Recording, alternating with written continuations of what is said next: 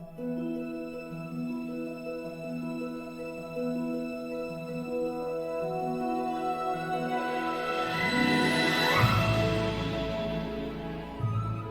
to our November meeting, the Ottawa Centre, RASC. A special welcome to visitors and members from other RASC centres. A couple of security things while we are on a Zoom webinar, which is a little bit more secure than Zoom meetings. We do ask you to please do not click on any links that might go into the Q&A or the chat box. If you want to ask questions to any of the presenters, please use the Q&A box, not the chat box. We are not monitoring the chat box. Thank you. So here's what we have on for tonight's program. Got an introduction. We have the annual general meeting notice from our president, Stephen Nourse. We've got the Ottawa skies. Paul Klauninger is going to do narrowband imaging. We have a break with our Messier and Moon challenge. Sharon Odell is going to give us an update on the Dominion Observatory. Pavel Boudreau is going to be give us a talk on time-lapse photography. We've got lots of great observations. We have our observation challenges are back this month. Thank you, Oscar. And some additional announcements. So we have a bunch of new members who have joined us in the last month. So welcome, and 55 new members so far in 2021. Members in the news. So Bob Olson's going to speak to this. Just a second. Let me just highlight you here, Bob. Got to find you first. There we go. Paul was a longtime RASC member and a lifetime amateur astronomer. His father had a fascination with the night sky, which he passed on to Paul. Paul taught at the same high school as me. As an English teacher, he often quoted appropriate poetry when looking in the eyepiece. He was an excellent visual observer and learned and earned his RASC Messier certificate using a rather poor 6-inch Newtonian mounted on a rickety equatorial mount. He switched to a rather poor and equally rickety 8-inch Newtonian to complete most, if not all, of the NGC certificate. He had an excellent knowledge of the sky and delighted in showing observing companions unusual constellations and dim stars. He was also an accomplished musician and was once chosen as the Ontario Barbershopper of the Year. He passed away at the age of 79 on October 11 in Brockville. Thank you.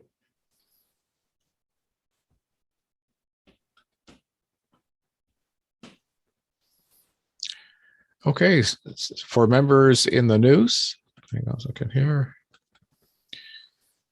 So we had an article in Sky News about the our telescope, which we have loaned to the North Frontenac Dark Sky Preserve. I see a familiar face in the upper right-hand corner. Stephen Nourse, do you want to speak to this? Yeah, certainly, Dave. I had the opportunity to attend this first light ceremony along with Rick Scholes, who was also there from the center, and a couple of others, actually. It was nice to see some friends of the old 16 show up to see in its new digs.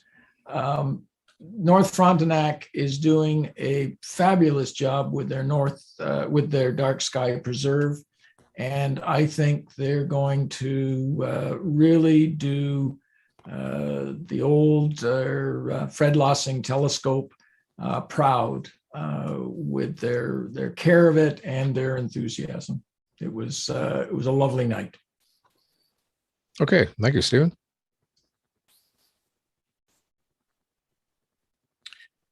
So we have a celebrity with us here this evening, and there we go. There he is. So congratulations, sir, on getting an asteroid named after you. Maybe, Brian, you can tell us a little bit about the process. All right. Thanks, Dave. Apparently, this started some 3 years ago when the RASC National started an initiative through Peter Jedicke to nominate people from the RASC to have minor planets named after them. So I guess this has been 3 years in the mix, and I was completely surprised by it when I found out just on October 16th, because the bulletin had come out just the day before from the Minor Planet Center announcing it. And when people from London Center actually were first contacting me, I was talking to them by email about something else, and they were throwing in these congratulations. And I'm thinking, I wonder what they're talking about. And so then after I got another congrats, I started thinking, something's happened online and somebody's got onto a wrong track. So I was scrambling to try and shut all this chat down. But then Tim Cole gave me a call. And I guess when he was president, I guess he had nominated my name to Peter, and that was put forward. So this was 3 years in the mix. So there were actually 3 RASC members who were so honored in that October 15th bulletin, one of them being Dora Russell, posthumously from St. John Center, and Dave Chapman in Halifax Center. So it was good to see them there. The asteroid that now has my name, it was discovered in 1988 by a Bulgarian observatory, and so it had a temporary designation, just a string of numbers there for all these years, until now it's got its permanent name. So now it's got the numbers that you see there with my name stuck in the middle of it. So it was very, very much appreciated. And I mean, the obvious thing is there's your name on a minor planet. What do you make of that? It's kind of very strange thing to comprehend. But what's even more difficult to kind of fathom is that people would actually have thought enough of me to put my name forward, the same as for Dora and Dave Chapman. And I think that's really special. The rock that they've assigned to me is a 4 kilometer diameter asteroid in the main asteroid belt between Mars and Jupiter. So it goes around the sun about every 3.73 years. I think, you got some information there. Okay. Yeah, and it's quite dim though. Its albedo is only 0.2, so it's only reflecting 20%. Have I got that right? 20% of the light that's hitting it. And so right now it's about 14th magnitude. It's lying at a distance just in the direction of the just southwest of the setting sun, and it's at about just under 3 astronomical units from us right now, and the closest it gets in is about 2 astronomical units. So my daughter Emily, who's an astronomer based out of St. John's, Newfoundland, was helping me to figure out where this thing was. So she went digging around, supplied me with this map that you see here. So you can see where Earth is there, and you can see the inner orbit of Mercury. So that's where it was about 2 weeks ago. But anyway, so we're just almost in line with the setting sun, our line of sight to the asteroid. What was interesting was she managed to go online and find some images from the Zwicky transient facility. And she found a pair of images, and Chris Tarrant has very kindly helped set these up so that if we blink between the 2 images, I think you can see the little blue dot in the middle there. So we can see the asteroids actually moving in relation to the stars closest to it there. And the other interesting point about that asteroid is that it's one of about, I think Emily mentioned it was one of about 1,000 asteroids.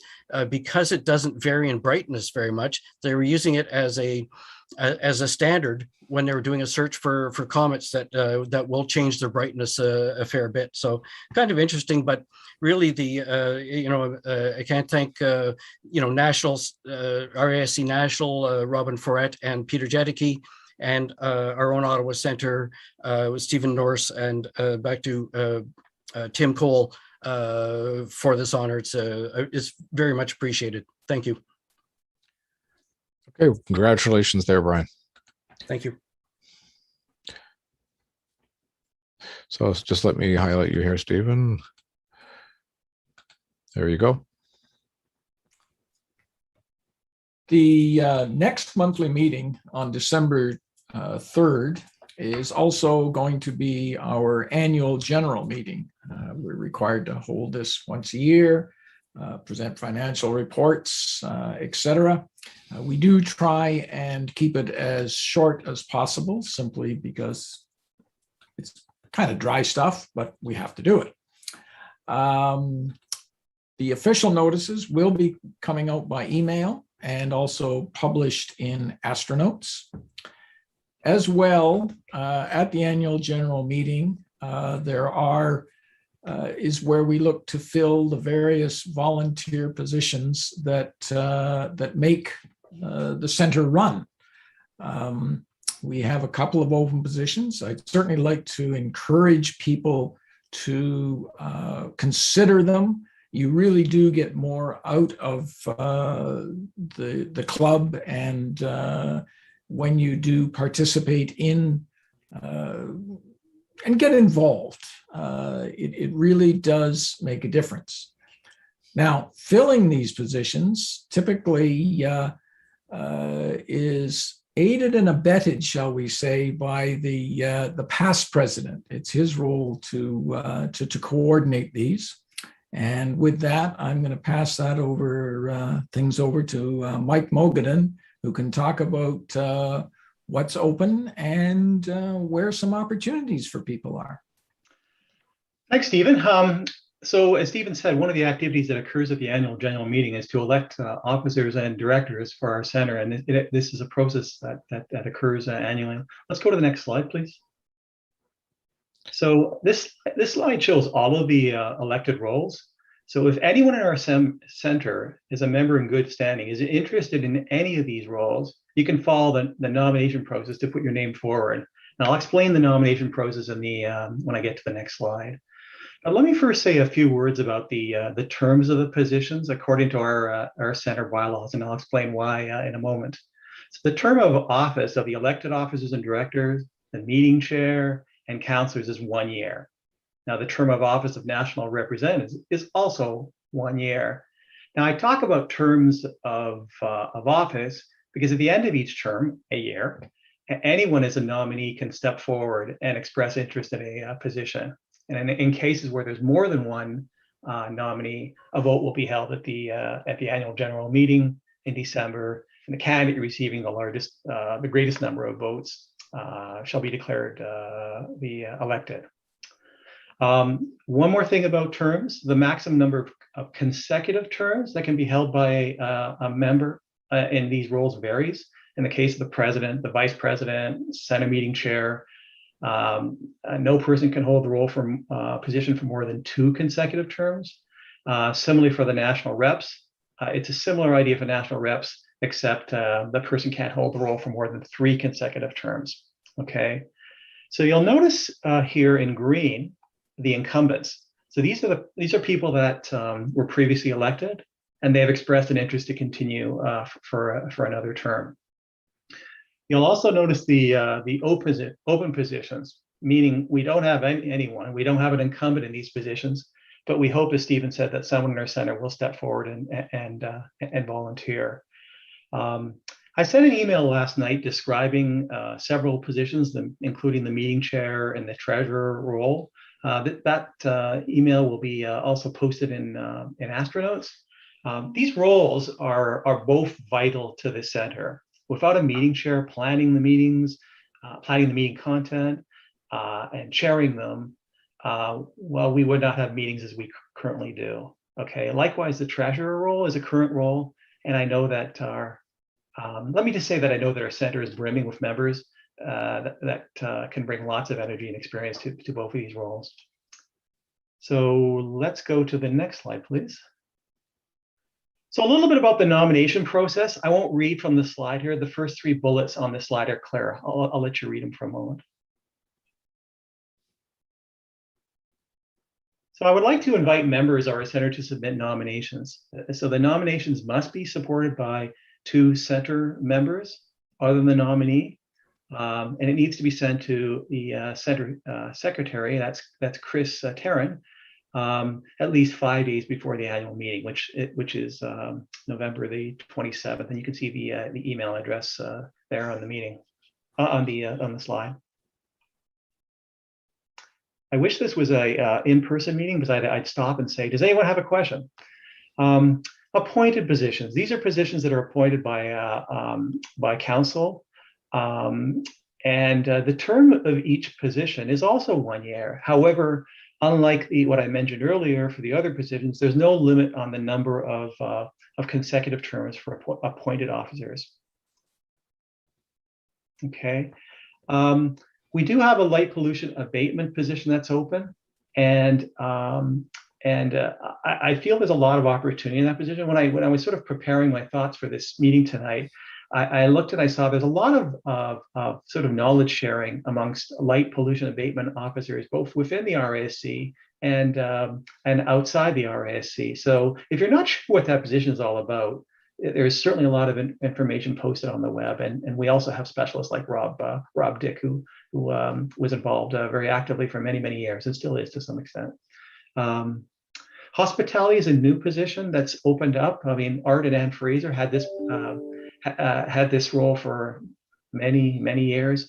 You may recall that what they did is they brought to our meetings, they brought refreshments and cookies and snacks, and that really helped the post-meeting or even in the middle of the meeting at our break, an opportunity for members to mingle and enjoy a refreshment at the same time.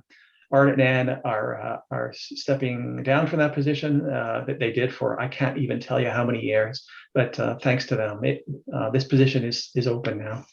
I think it was 40 years, Mike. 40 years, wow. Art, Ann, if you're listening, you know what I feel about you both. I think that's it for me. And if there's any questions, please send me a note. Please, if you didn't see the email last night, check it out in the coming Astronauts article and reach out. I'm certain there are people who would like to get involved in the center, but may not know how. Let's talk. So yeah, and if you do have any questions, we do have a Q&A button on the bottom there. Please just type the questions in there. Mike will see them. He can answer those questions for you. Oh, I see some really good questions. Just pop it real quick. What constitutes a member in good standing? A member who's paid his dues, his annual fees. Are associate members eligible for elected and or appointed positions? So Chris, that one I need help on. Chris has already replied. I think the person is referring to a family member. Any member of a family membership is a full member. So, okay, I see that Chris has already replied. Thank you, Chris. Yeah, okay. Okay. Okay, thank you very much. So at this point in time, we have two awards, the Paul Commission Observer of the Year Award and the Wolf-Meyer Award for Planetary Observing. If you're interested in being considered for that, please submit your observations to myself. So meeting chair at ottawa.rasc.ca, and I'd be happy to receive those. Okay, let's move on to the Ottawa skies for November. There'll be no clouds. Just kidding. Okay. Okay, here's it's new moon tonight on the 5th. Switch to standard time this Sunday. And there's our moon phases for the month. We had the northern towards meteor shower November 4th and 5th. So they sort of peaked last night, but they're still around. Best viewing is after midnight, and particularly be good viewing the next day or so because the moon is very small. Well, tonight it's non-existent, but then it's just going to be a thin crescent. We do have a partial lunar eclipse, and it actually is going to be almost the full moon turning red. So it's if you want to get up in the middle of the night on November the 19th, and hopefully there's no clouds, you could have quite the show. So these are the details. These will all be in Astronauts, so you're welcome to look there for the details on this. Sunrise and set times. You'll see there's quite a jump in the times. That's because of the time change coming up this weekend. Mercury, it's not visible this month. It's rising and setting with the sun. Venus is visible in the early evening, and Mars is not visible. It's traveling with the sun for this month. Jupiter is visible in the evening, as is Saturn. Uranus is visible in the evening and through the night. And November the 5th, which is today, it's at opposition. And Neptune is visible in the evening and through the night as well. And here is our cartoon of the month, the Flat Earth Club.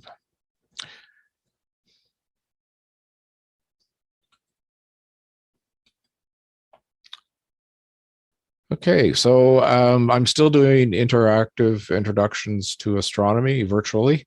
And this is for, I primarily scouts and guides, but I do it for adults as well. So if you're interested, maybe you've got an adult group that's got an interest in astronomy. It's just very basic, the stuff that I cover.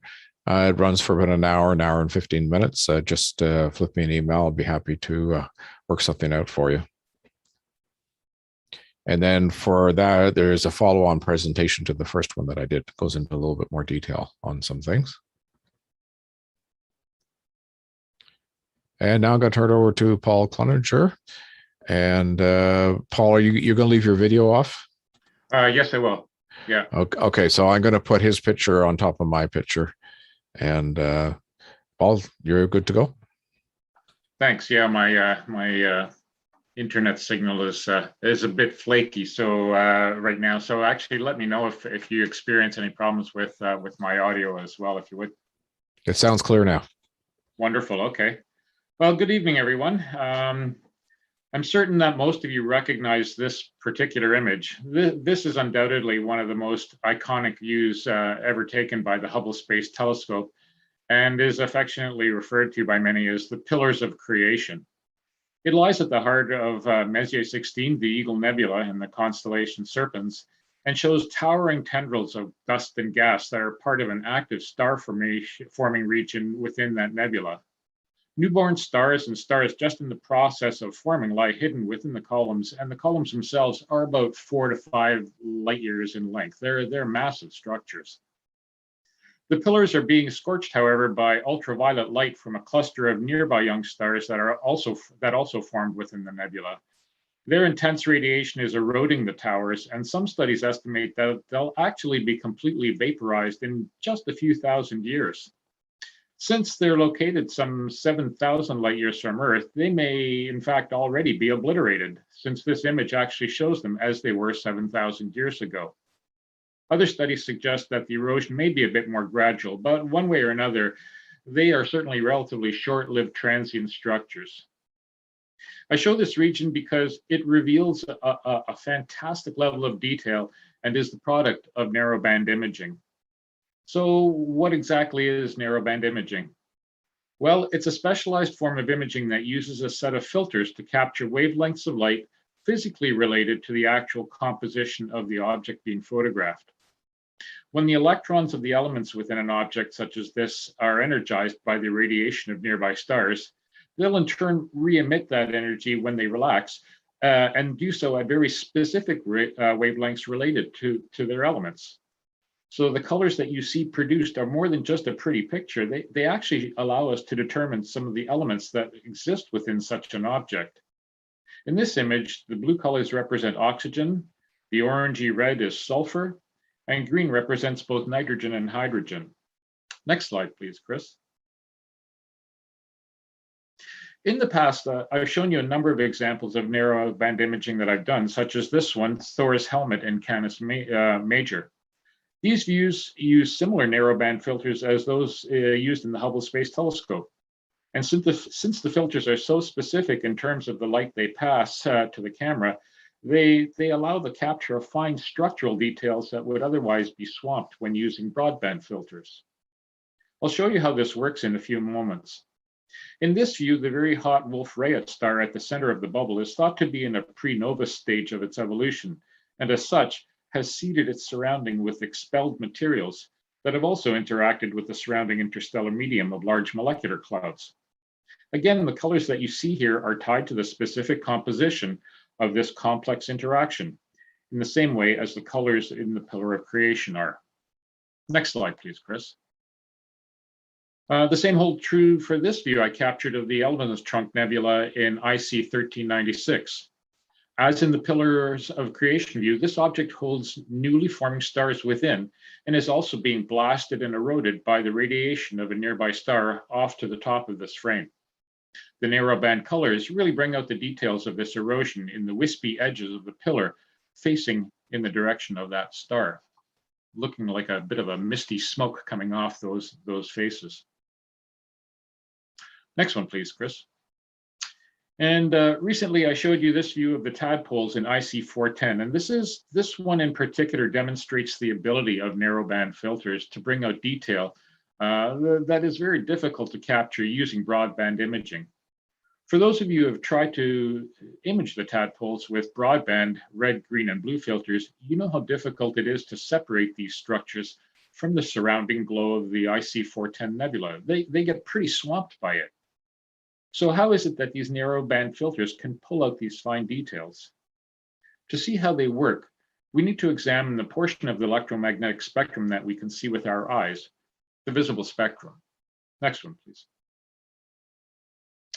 Our eyes can typically detect light ranging in wavelengths from about 380 nanometers in the blue end of the spectrum to about 700 nanometers in the deep red. The human perception of colors is a pretty complex topic unto itself and certainly well beyond the scope of this presentation. So suffice it here to say that within this range of wavelengths, the primary colors of red, green, and blue are used to create an additive trichromatic color model, referred to as the RGB model. Various combinations of these three primary colors can produce a wide array of secondary colors that we can see. For example, equal amounts of red and green added together produce the color yellow. The RGB model is used to create the colors, in fact, that we see on our TVs and computer screens.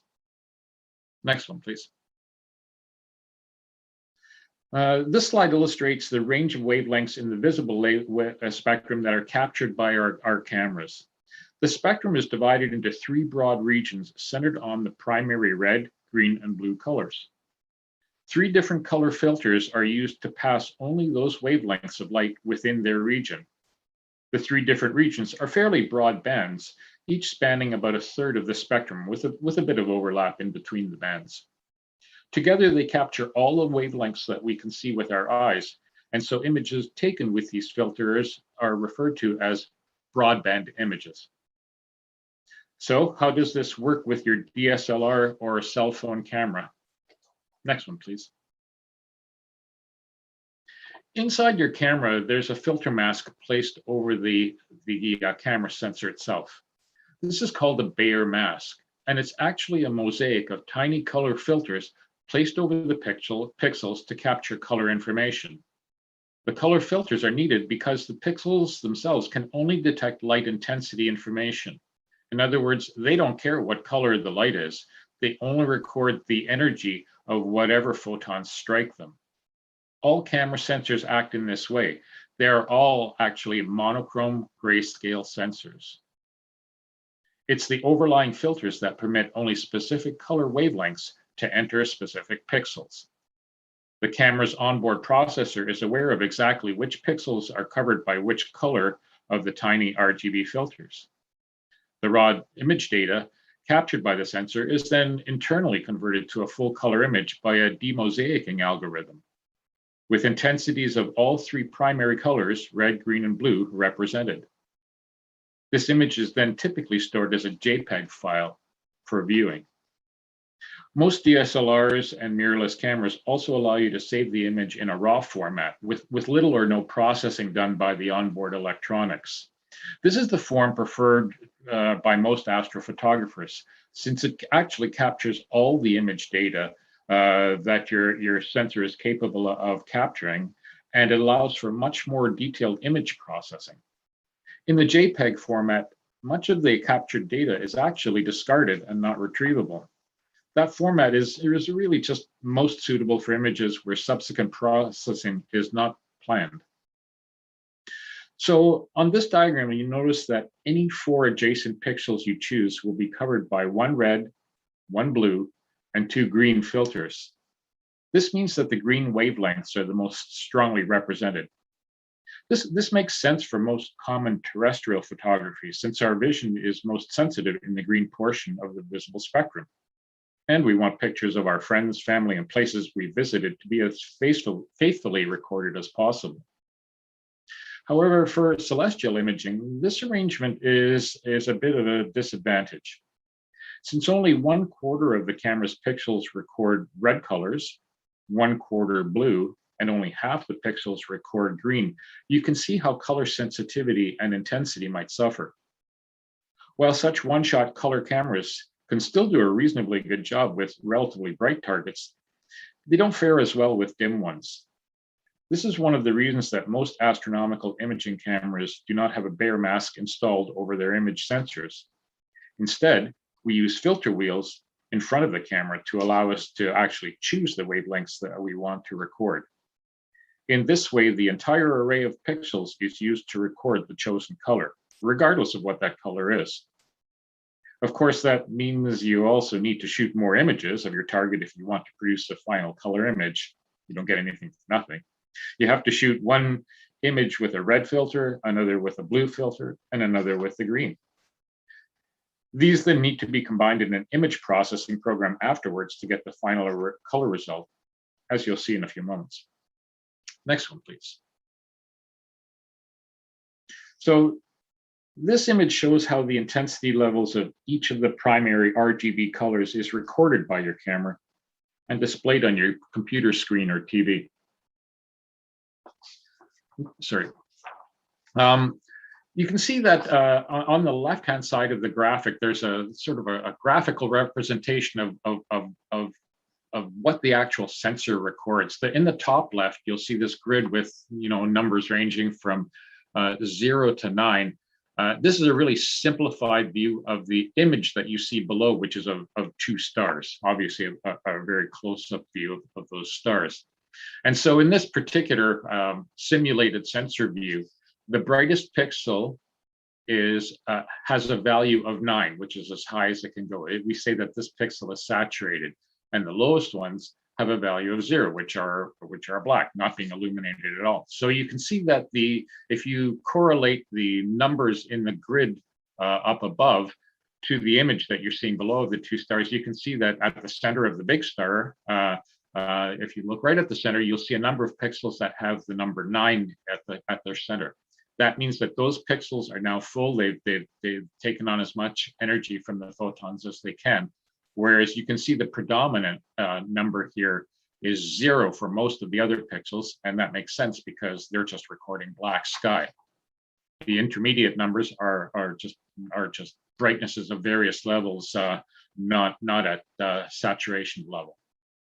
So basically, that's how your sensor works. If each pixel records a value and intensity level based on photons received during the time of exposure, and that digital information is then taken through the process of creating an image. So the graph at the center shows how this actually works. You can see that a typical display screen like your computer monitor displays what's known as 24-bit colors. The color of any one pixel that you see on your screen is actually a combination of the 3 channels of the primary colors, red, green, and blue.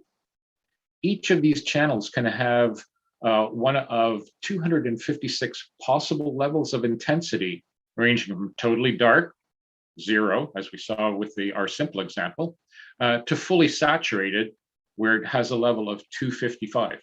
So 256 possible levels. That's in one channel. So therefore, any one pixel ultimately can show a color that is the end result of mixing the red, green, and blue channels. In other words, you have 256 possible choices in red, 256 in green, and 256 in blue. And if you multiply those together, you get 16.8 million possible combinations of red, green, and blue pixels. So 16.7 million is a lot of different colors and shades of colors. And as you see with your computer screens and your TV monitors, it can do a pretty realistic job in producing faithful images of things that you recognize. However, when you look at your camera specifications, for those of you that have seen the specifications from your DSLRs or your cell phone cameras, you'll see that most of them actually record the information either at 12-bit or 14-bit, even up as high as 16-bit levels for astronomical cameras. This tells you that each of the three color planes, in other words, like say the red plane, the camera is actually recording, if it's a 12-bit camera, is actually recording not 256 levels, but over 4,000 levels.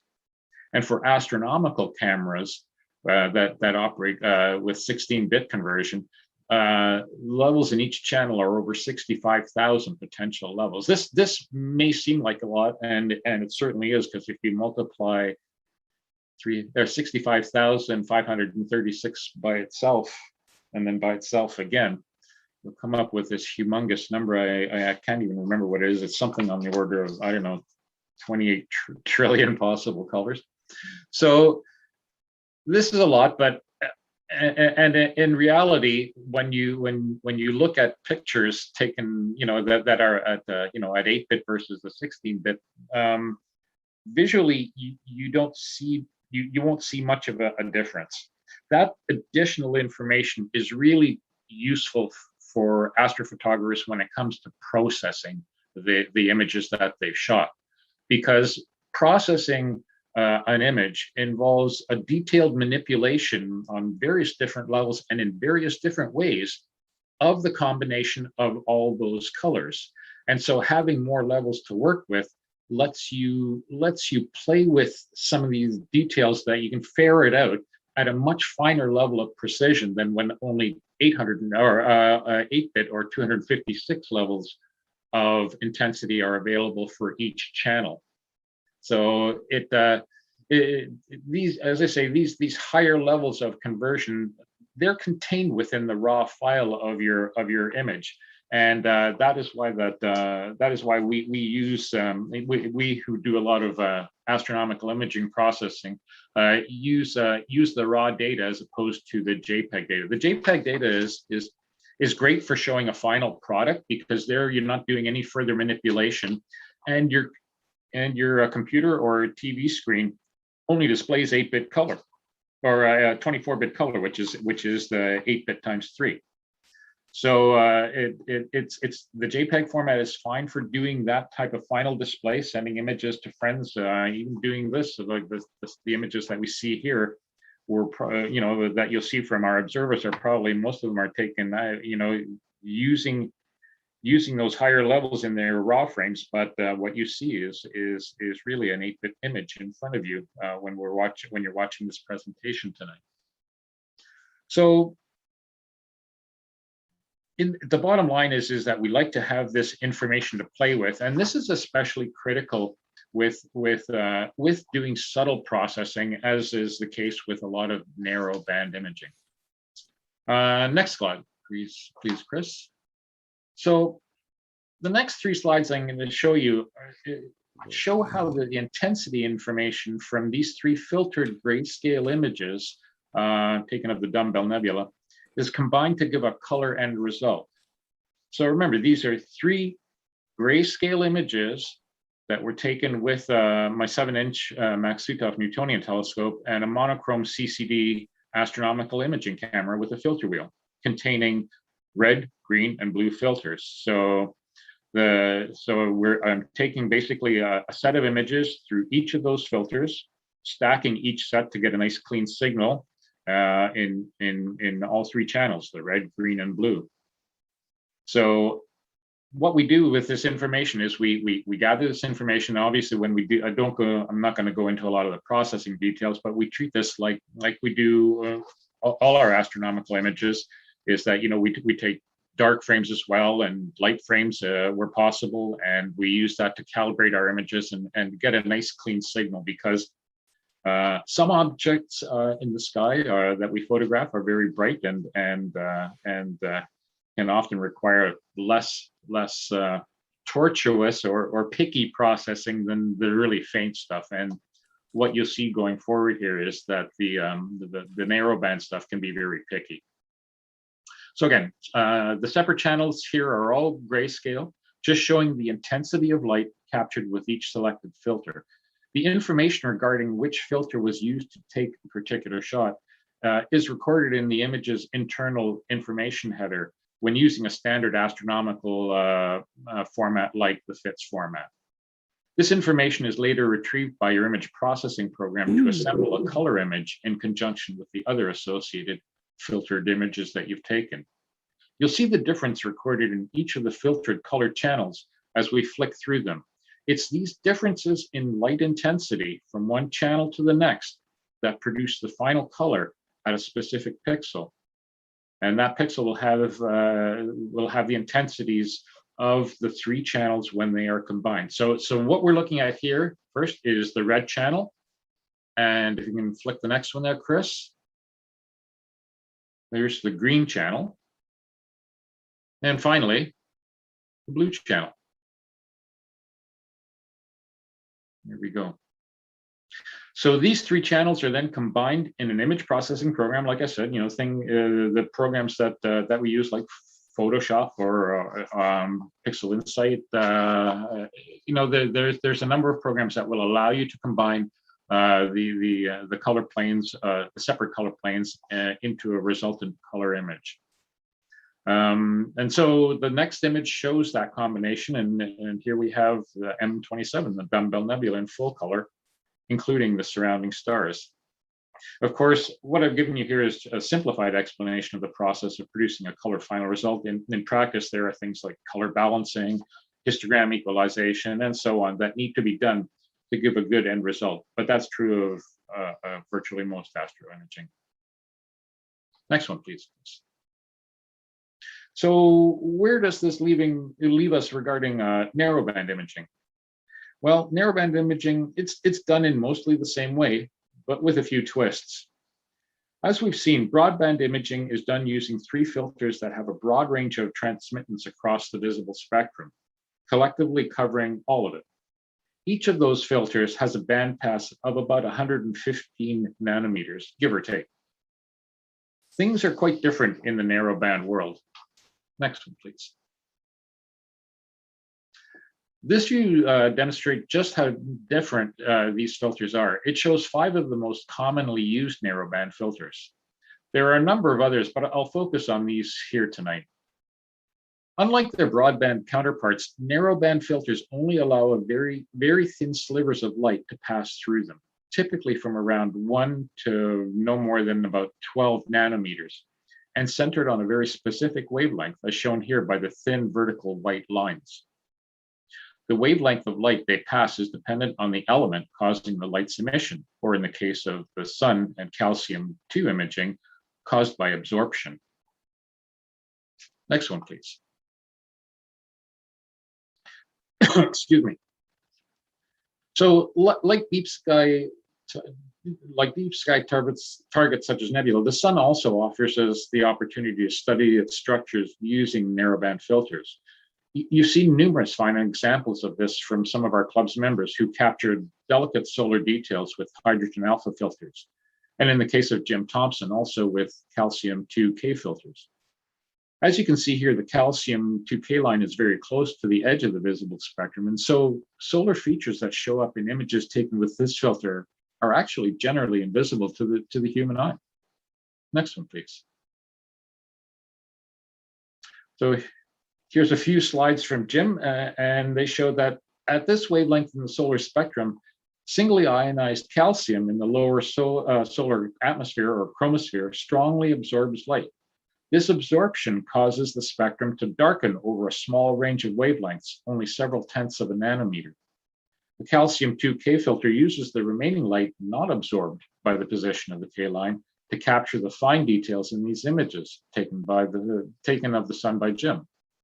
This filter has a narrow bandpass of only 2 nanometers, and my mistake here, I just noticed this before the presentation.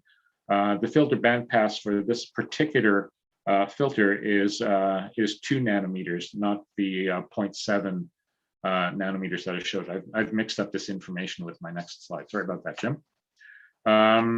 So that next slide, Jim, also shows images taken with by Jim using a hydrogen alpha filter. This filter has an incredibly low bandpass of only 0.7 of a nanometer, not the 2.0 shown here. Again, the fine structural detail revealed by looking at this very thin sliver of light is amazing.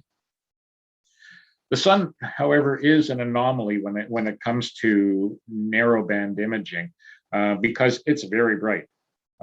Most targets that we look at in the night sky are exceedingly dim, and as a result of the narrow bandpass of the narrowband filters, imaging them is certainly a challenge.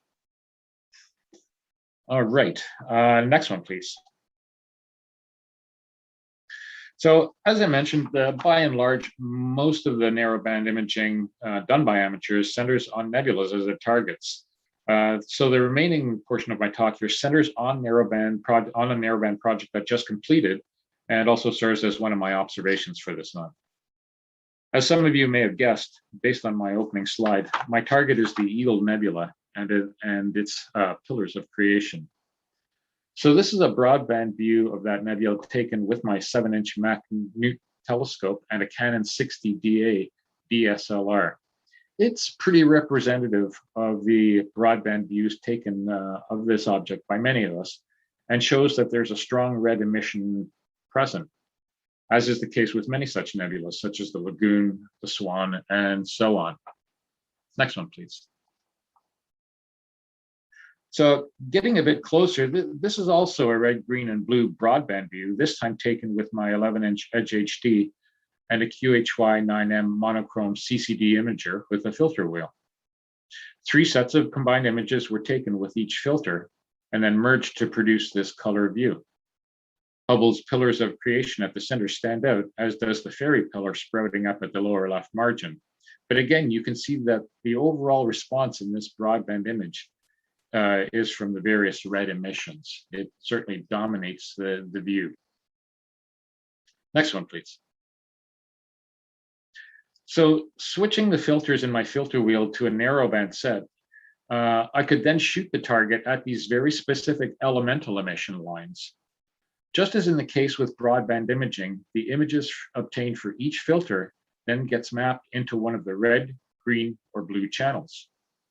Unlike terrestrial photography where you usually want your photos to look like the scene you're photographing, with narrowband imaging, it's actually up to the photographer as to which channel to map the filtered images into. As you can see from the diagram, 2 of the narrowband filters, hydrogen alpha and sulfur 2, both actually lie in the red portion of the spectrum, not far from each other. The other wavelength is oxygen 3, and it lies in the boundary region between blue and green in the visible spectrum. So what you see here is how the narrowband images from the Hubble Space Telescope are actually mapped into RGB channels to produce a color image that we can display on a screen. This is called the Hubble palette and is favored by many as the preferred method of combining the red channel, of combining this data into a final image. It takes the sulfur 2 image data and maps it into the red channel of the final image. Likewise, the hydrogen alpha is mapped into the green channel, and oxygen 3 is mapped into the blue. The RGB color planes, the RGB color planes now contain image data and can be merged into a final image. I'll show you that data mapped into each channel. I'll show you the data that I've mapped into each channel first, and then the final result. So next one, please.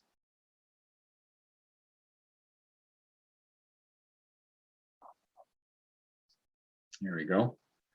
So this is the sulfur 2 channel that'll be mapped into the final images red channel. And even with a combined exposure time of 3 hours, you can see that the signal is very weak, indicating a low presence of sulfur.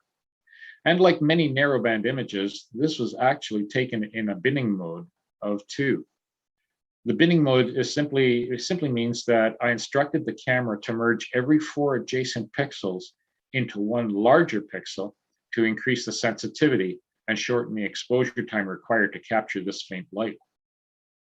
And even still, given with this, the result here is a very weak response on the sulfur 2 emissions. Contrast this to the next view. Next one, please, Chris. So here's the image taken with the hydrogen alpha filter. That wavelength of emissions lies in the red portion of the spectrum and is a very common color in this nebula, as you saw in the broadband image. It's no surprise that it should give us a good, strong signal here. But for the purpose of creating a final image, the hydrogen alpha emissions here will actually be mapped into the green channel of the Hubble palette. Next one, please.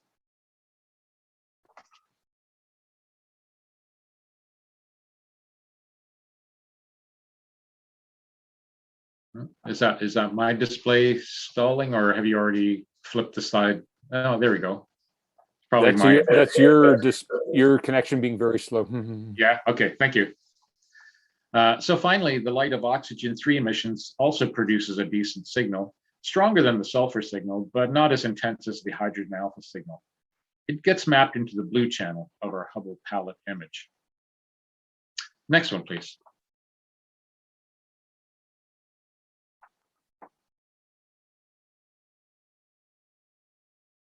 I'm assuming that's already flipped, so I'll go with the description. Oh, there we go. An additional astrophotography detail here. When doing narrowband imaging, we're often dealing, as I mentioned, with very faint signals. To enable the production of a workable image, we also shoot a set of luminance frames. These are images of the target taken with a luminance filter that transmits, in fact, all of the visible spectrum, and at the same time cuts out any ultraviolet and infrared emissions coming in from beyond either side of that visible spectrum. We use this luminance image to provide a relative sense of the light intensities that actually exist in different portions of the nebula. And it's these intensities that also help to bring out the structural details. The way our brains process information like this is that color is actually secondary to our perception. It's the intensity of light that actually draws our attention and lets us get shall I say, a better grasp on the structure of what we're seeing. So we've got our three mappings, and we've got our luminance filter, and now we take those and we map them into the final Hubble palette image of the Eagle Nebula, using those mappings into the RGB channels. And if I can get you to flip to the next slide, Chris, you can see the end result. There we are. So as I say, the luminance image is overlain for brightness and creates our final palette narrowband image. As with the other narrowband images that I showed you at the beginning, what becomes very obvious with this type of imaging is how many of the structural details of the nebula become much more visibly contrasted. This often allows exploring the large and small scale structures in an object such as this in more detail than is apparent in the broadband imaging of the same target. So this is the narrowband data mapped into the Hubble palette configuration. But as I mentioned earlier, there are other combinations of mappings that are possible, because really what you're looking at here is technically a false color image, right? I mean, we've got, you're capturing two of the three planes, but they both exist in reality. They both exist in the red portion of the spectrum, but we can only have one mapping into the red, one into the green, one into the blue as we produce an image. So by mapping the different narrowbands into the color channels, regardless of where those narrowbands exist, we are producing a false color image. But what you'll see is that some combinations are more pleasing than others. I mean, some of them, the Hubble palette itself is very popular, and in fact, I think it's favored by most people that do narrowband work. But there are other combinations that are equally useful and quite nice, and but some of them are also, well, depending on your taste, some of them are a bit garish, if I can put it that way. I'll show you an example in the next slide of the same data that's used in this image, but mapped into a different combination of color channels. All right, can I get you to flip there? So in this diagram, this shows how the same image, same narrowband image data is mapped into the different channels in a combination different from the Hubble palette. This is known as the Canada, France, Hawaii telescope palette, popularized by researchers at that facility. And different from the Hubble palette, it maps the sulfur-2 emissions to the blue channel of your image, the hydrogen alpha into the red, where it's probably more appropriate since it actually comes from the red portion of the spectrum. And as well, the oxygen-3 maps it into the green. Again, this is closer to where that actually exists. It's the sulfur here, and that's the outlier. It exists in reality in the deep red of the spectrum, but we're mapping it into the blue portion since we are restrained by that.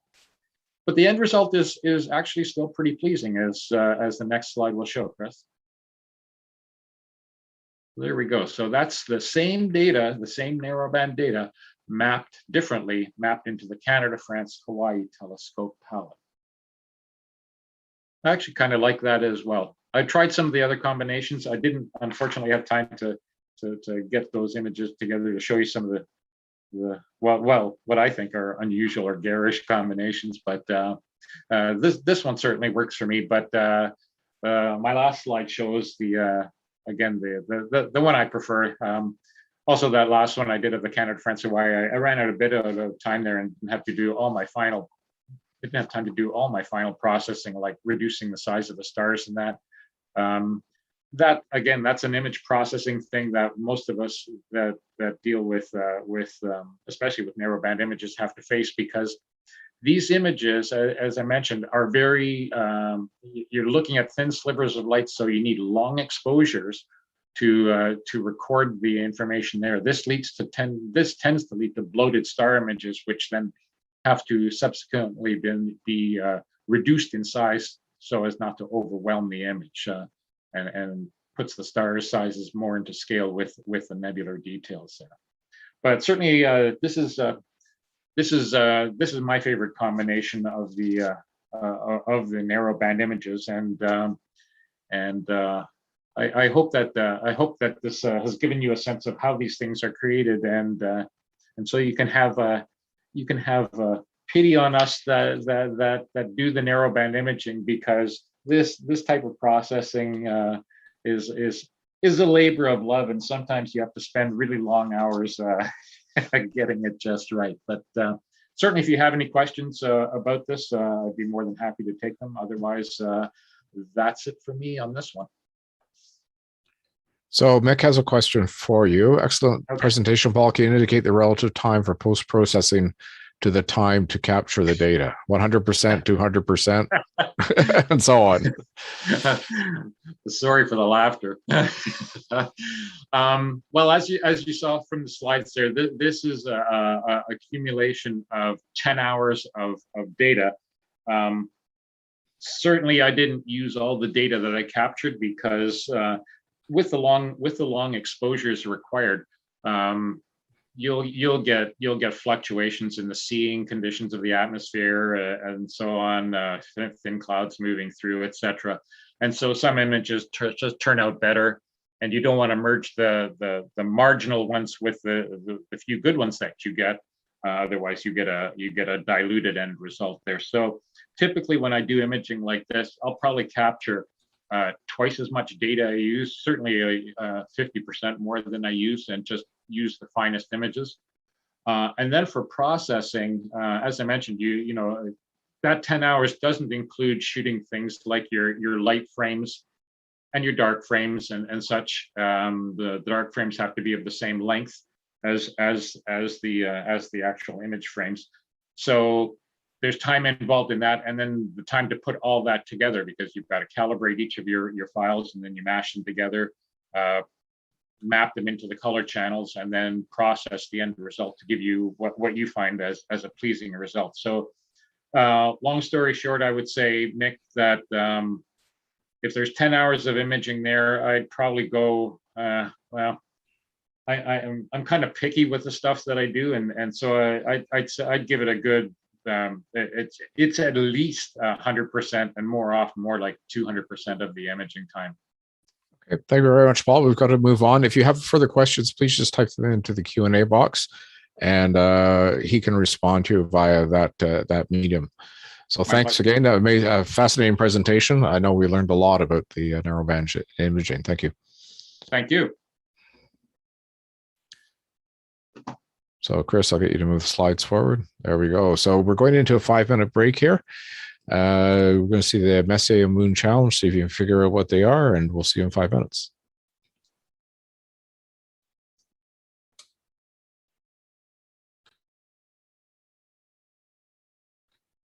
Next slide, please, Chris.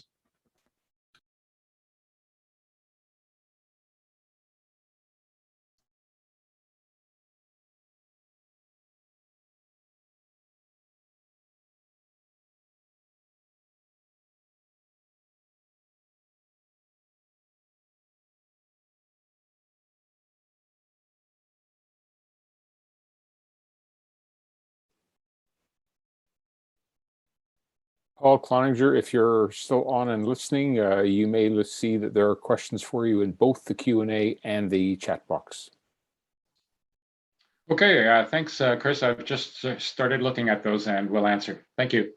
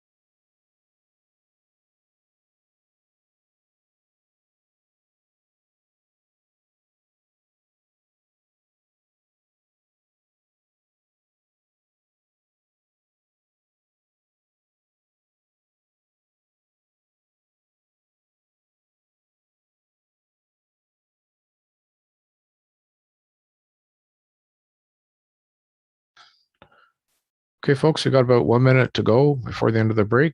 See if you can figure out what this Messier image is and what moon crater this is. The answer will be up in less than 1 minute.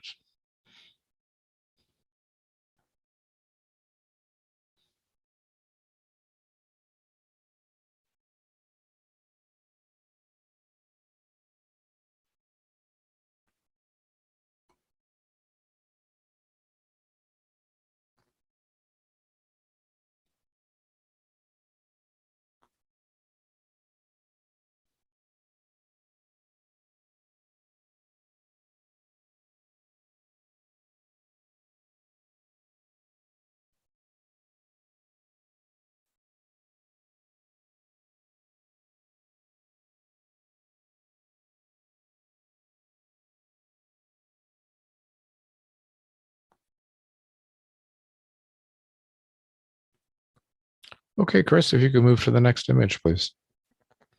There we go. So the Messier was M65, Spiral Galaxy and Leo, and the crater is Plato. So hopefully some of you folks got that.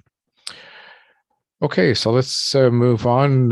We've got Sharon standing by here. Just a second, Sharon. I'll spotlight you. Just give me a second here.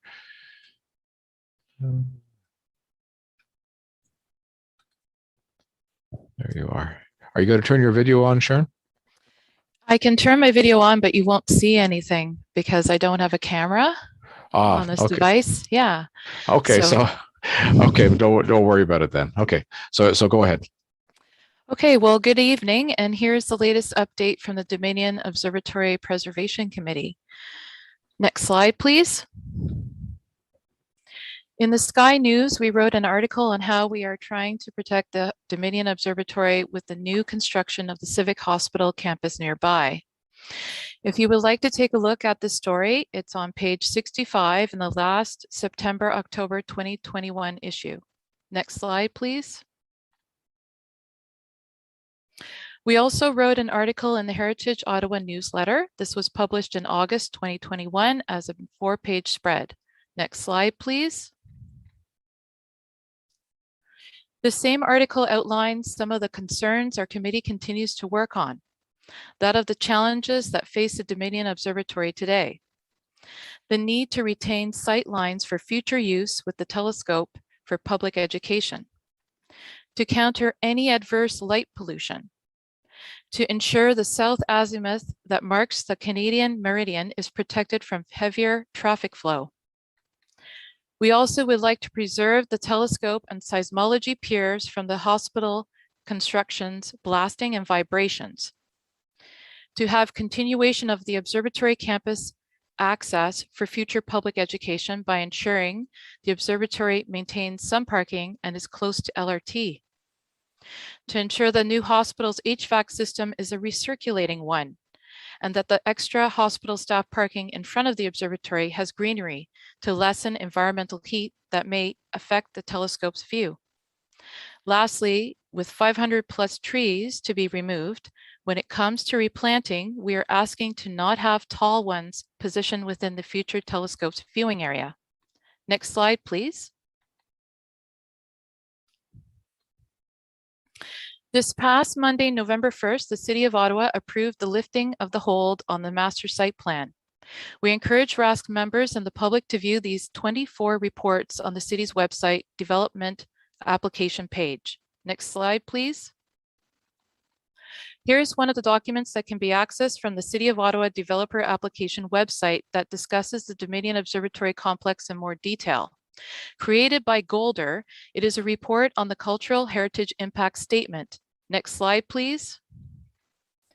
In this report, you can see the observatory complex as it once was in 1968, and the image below is now the demolished Sir John Carling Building, SJC, east of the observatory. That site will now be the new hospital entrance connection to the new parking garage that is to be built with a green roof concept on top of Queen Juliana Park. Next slide, please. This past October, the SJC Heritage Designated Design of the cafeteria was unfortunately not integrated into the new hospital plan. Demolished a few weeks ago, the trees on this section of the Central Experimental Farm, northeast of the observatory, are losing their scientific ID tags in anticipation of clearing them for the new hospital construction. Next slide, please. To make it a bit easier, I have encircled the observatory campus on these maps in purple to show how it is situated in the landscape. Next slide, please. In this slide are further maps showing how the city grew up around the observatory, built in 1904. I've encircled or placed a purple arrow to help guide where the observatory campus is again.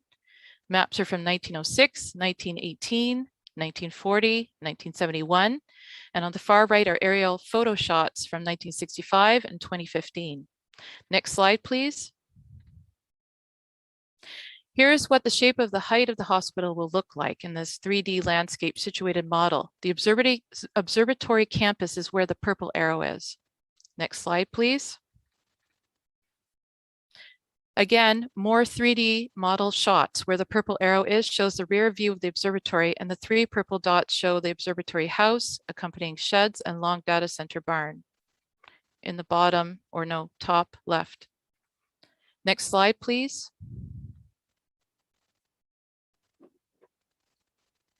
Another 3D view from Dow's Lake with the purple arrow indicating the observatory complex in behind the hospital shows the additional buildings to be built alongside Carling Avenue, of which we do not think will affect the Dominion Observatory's telescope view as they sit northeast.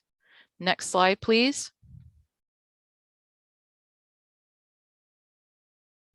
In the Golder report, as part of the Cultural Heritage Impact Statement, it shows the kind of examples of possible adverse impacts to heritage buildings in order to plan on how to avoid such damage, all of which must be followed up on continuously as the construction phases advance for the hospital. Next slide, please. Here are a couple examples of pages 56, 109 that report on the observatory complex that you may want to check out, as they can be accessed on the City of Ottawa site. Next slide, please.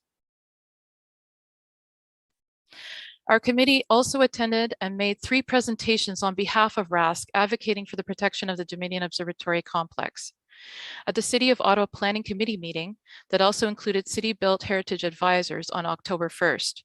This meeting ran for nearly 12 hours and resumed again on Monday, October 4th. Next slide, please.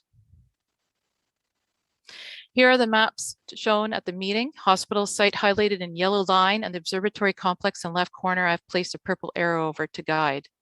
Next slide, please. At this meeting, the Cultural Heritage Impact Statement was discussed with a slide that focused on the observatory complex, thanks to our committee's letters and submissions to the city planner over this past year. Next slide, please.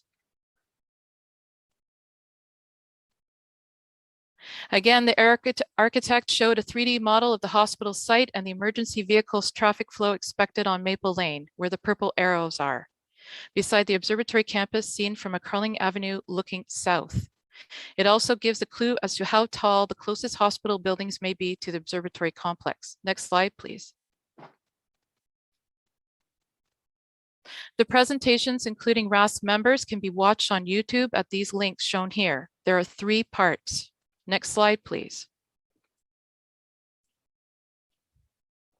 During the October 1st meeting, the city councillors made some motions in reference to the site hold being lifted. Councillor Riley Brockington will approach the federal government to seek protection for the remaining central experimental farm.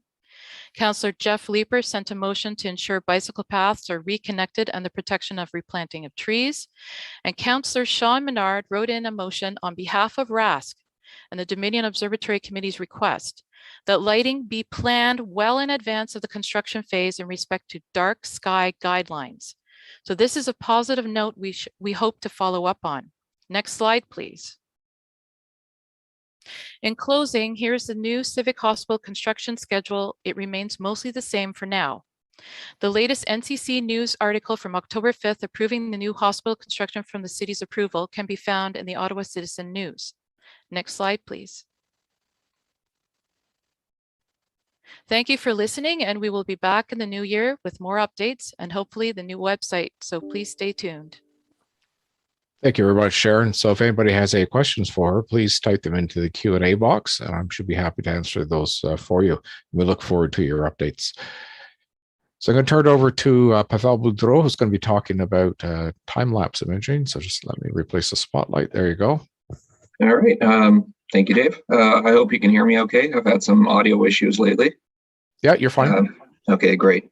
I upgraded to Windows 11 and then it messed everything up, so I came back. It doesn't matter. Back in, we had the solar eclipse, and everyone shared observations, and I shared my video of the solar eclipse and had a few people come forward and ask, hey, how did you do that? How did you do a time lapse of it?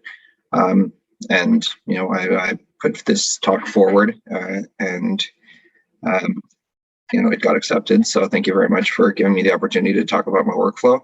I don't have slides prepared because I thought I'd just talk through the workflow with a shared screen. We'll just jump right into it here.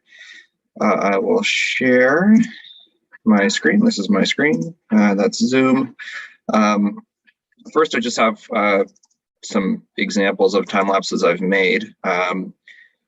Before I got more into astrophotography, I did stuff like time lapses of snowfall, which I was, quite proud of these.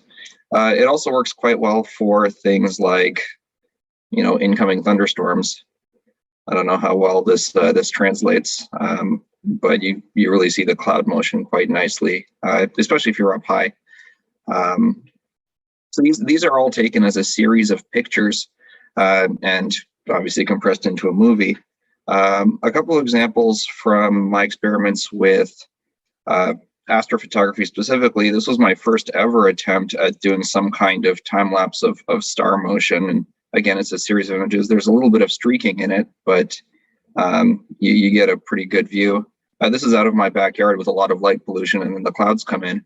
But I think that the result is pretty good. And then, of course, there's the solar eclipse video, which turned out, quite dramatic and excellent over the water. And I think it turned out quite good. So let's talk about, I've kind of got this broken down into a few things. Number one, what do you need to do this? Number two, what are some useful programs? And number three, how do you put it together? So what do you need? Well, my time lapses were just taken with a digital camera. I have a Nikon D3300, which I got off of Kijiji, not very expensive. I'm sure many of us have digital cameras. The workflow that I'm presenting today works with Nikon and with Canon specifically. But if you're already well versed in taking a series of images instead of long exposures with your camera, this will work for any particular thing that you've got. Many places online will tell you to get something called an intervalometer or intervalometer. I'm not entirely sure how to pronounce it. But this is essentially something that, attaches to your camera and tells it, hit the shutter every so often. This one is a battery operated one. I just looked one up on Amazon. You can do this. It will give you results.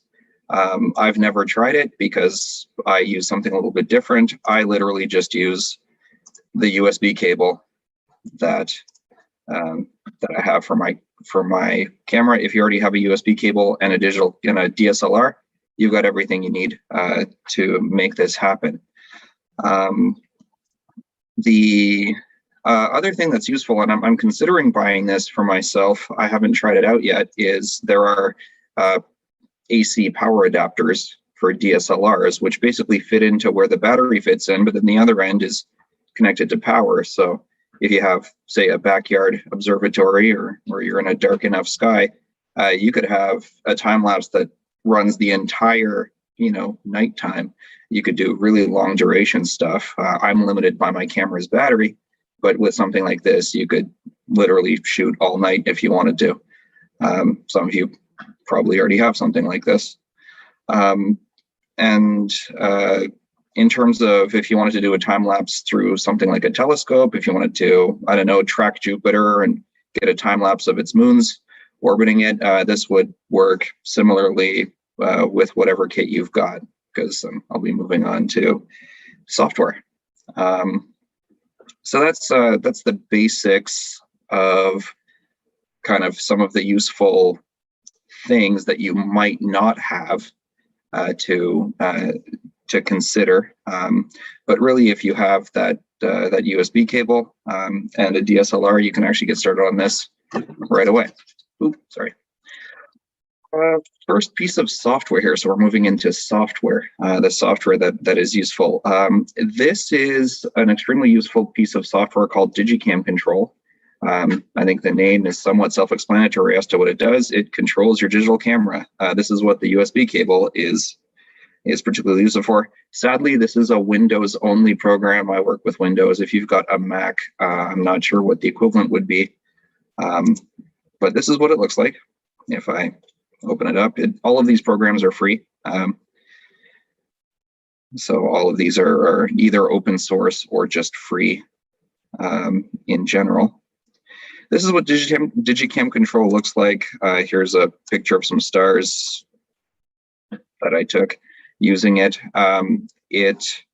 If you have it connected to a digital camera, you can operate your shutter from your computer, which is really nice if you're doing something like shooting through a telescope. You know, you can wait until the shake kind of comes out of it and then take a picture or take multiple pictures.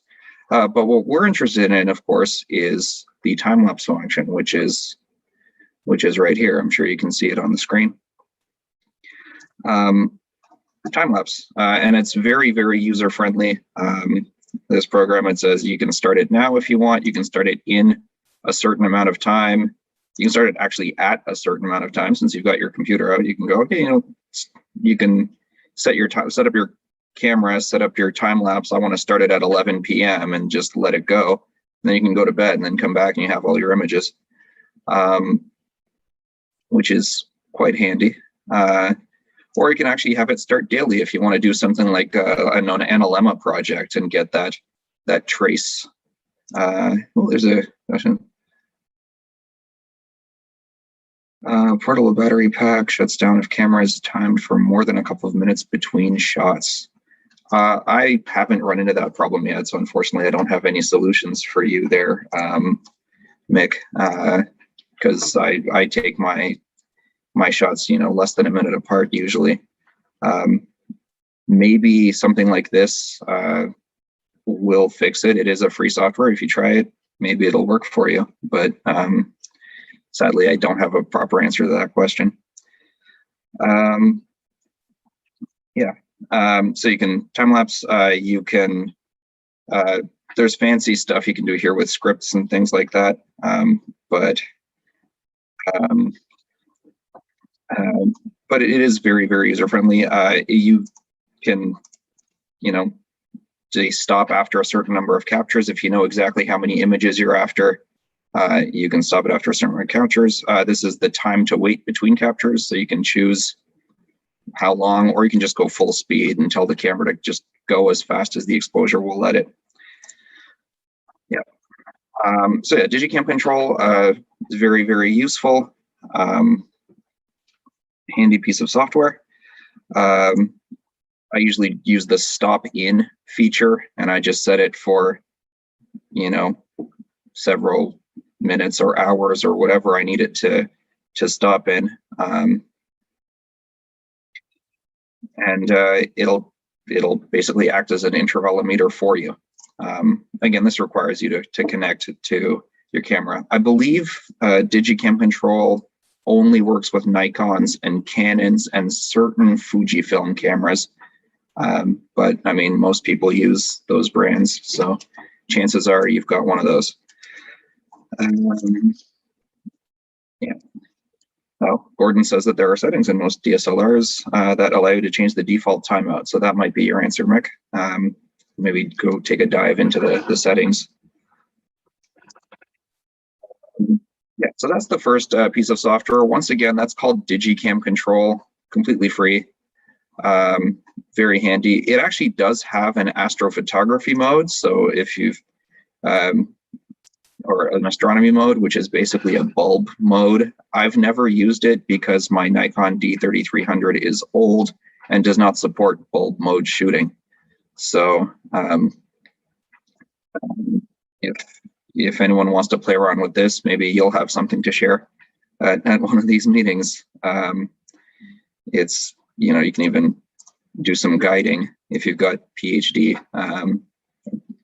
Again, I haven't actually played with this, but if that's something that interests you, maybe give it a go. Yeah, so you've got your camera, you've connected it to your computer, you've dragged everything outside, you've told it to start shooting. Hopefully you're connected to power. It finishes time lapses, and you can have it just saved to the camera, or you can have it saved to the PC as well. And it'll even, you know, you can decide, make a session, it'll make a nice folder for you, load everything in nicely. And you can decide which path to save it to, which folder do I want to save it to.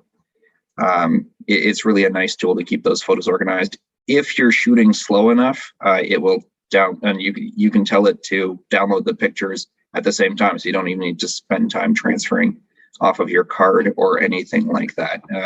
I found it to be a very handy piece of software, even for just general imaging. If I've got my DSLR attached to my telescope and I'm projecting through the eyepiece to the DSLR, like I said, I connect the USB right to the camera, and then I wait for the shake to stabilize, and then I just hit the space bar to take pictures and play with the settings until things look right, instead of having to go up and touch my DSLR every time and throw off the balance on my telescope and all that. So that's Digicam Control, a very handy piece of software. Again, Windows only, unfortunately. But that might be how you want to get your images. Once you've got your images, I've got an example here in my pictures folder, astronomy. I've just gone ahead and pulled up the folder of my Eclipse images. This was, I brought my camera and my laptop down to Peachtree Island, set it up, and had it start going on the time lapse. And actually, funny story about that observation session, I forgot to bring the memory card for the camera. So I got out there and turned on the camera and it said no SD card, but Digicam Control actually saved me because it can just grab the picture fresh off the basically the RAM of the camera without actually needing a card. So, I mean, that's surprising, but that saved my observation session that day.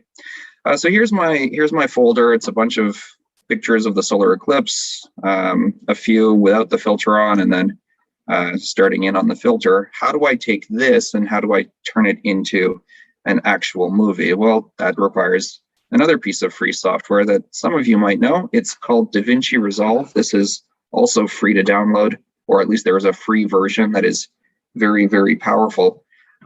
It's maybe one of the best free movie editors.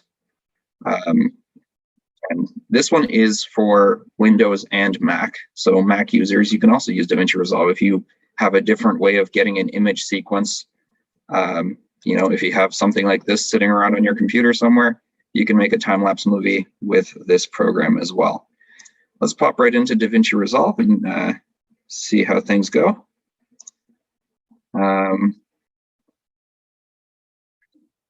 We'll just load it. Give it a second. Like I said, I wanted to give people a view of the entire process here. Oh, we're loaded.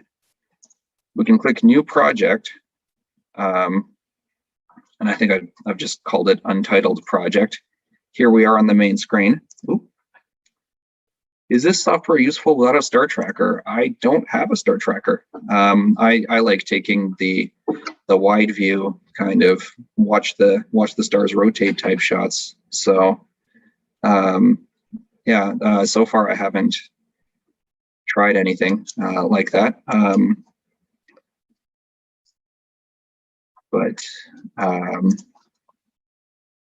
For example, this kind of shot with the stars just going by the window, there's no need for any star tracking there. I'm actually interested in watching the stars go by instead of trying to lock them in place. So this is Davinci Resolve. At first glance, it's complicated, and I mean, I suppose it kind of is. There's a lot of settings here that we absolutely do not need. The most important thing to look at here is down here we have several different kind of pages, and we can click to go between the pages. In brief, this is kind of the cutting room floor. It's called Cut. This one is Edit. This is where you could put in effects and things like that. Fusion is for motion graphics and like cutting things out and doing stuff like green screen and things like that. We don't really need that. We're just interested in making a time lapse. Color, you can adjust the colors right there in the page. This is actually pretty nice for, well, it was useful for me in the Eclipse video. I was able to adjust the highlights and the you know, kind of mess with the HDR and things like that. Fairlight is music. We don't need any of that. And then render, this is your render settings right at the end. So that's our thing. What we're interested in, interestingly enough, is edit. This is something that I was actually struggling with today when I was trying to recreate my flow as I was presenting for this, I was preparing for this presentation. They seem to have changed something in Davinci Resolve, and there's only kind of one way to import an image sequence now. This is the edit screen, and this is the timeline down here. You see the time along the x-axis there. In order to import anything, it's literally a click and drag. So you can actually click, drag, and then your picture shows up. By default, if you just put a single picture in there, it has a 5-second duration. That's not what we're after. If we had 5 seconds per picture, we would have a very, very long video indeed. What we want is an image sequence. So Davinci Resolve is very clever with this. If you select a bunch of pictures, say just Control-A, Control-Alt on your thing, you just drag the whole thing in there down to your timeline. Instead of a single picture, what it does is it creates a movie where each frame is one of your pictures. Here, because I broke up the pictures a little bit, you see that it has actually made multiple things. But if I go ahead and play the preview, you'll see that there is indeed a time lapse happening in front of us. So the reason that you might take out some frames, because it uses sequential frames to make its time lapses, maybe someone walked in front of the camera, maybe you took off a filter or put on a filter or adjusted the exposure, or maybe you noticed something was wrong and you changed the setting. It might break the sequence. So if you did that, there's a few things you can do. You can kind of delete the offending picture, you know, just click delete and everything else will slide forwards. Or if you want, you can rename, just bulk rename your files to make sure that they're in sequential mode. A few ways to do that. There's the lazy way, which is you take it, you take the whole sequence, go rename, and literally write anything you want, like test, and everything else becomes test 1, test 2, test 3, test 4, test 5, test 6, test 7, etc. And then when you put that in here, now it's a single sequence, which is pretty great. That's the lazy way to do things. If you want a little bit finer control over that, there are other programs that you can use. Personal favorite, again, Windows only, is this one called Irfan View, which has a bulk rename utility. Irfan View is also free. I believe it's Windows only. Yes, I said that already. So Irfan View. So it has this batch conversion rename feature, which will literally, you can dump all of these in, add them all, and can I make this bigger? I guess I can't. Sorry about the small size of the text here, but you can actually rename it. You see here that it's giving me a pattern image something something something .jpg, and it will both rename them for us. So I might, for example, take all of these and go start batch. Doesn't take very long. This is 700 images that it's renaming.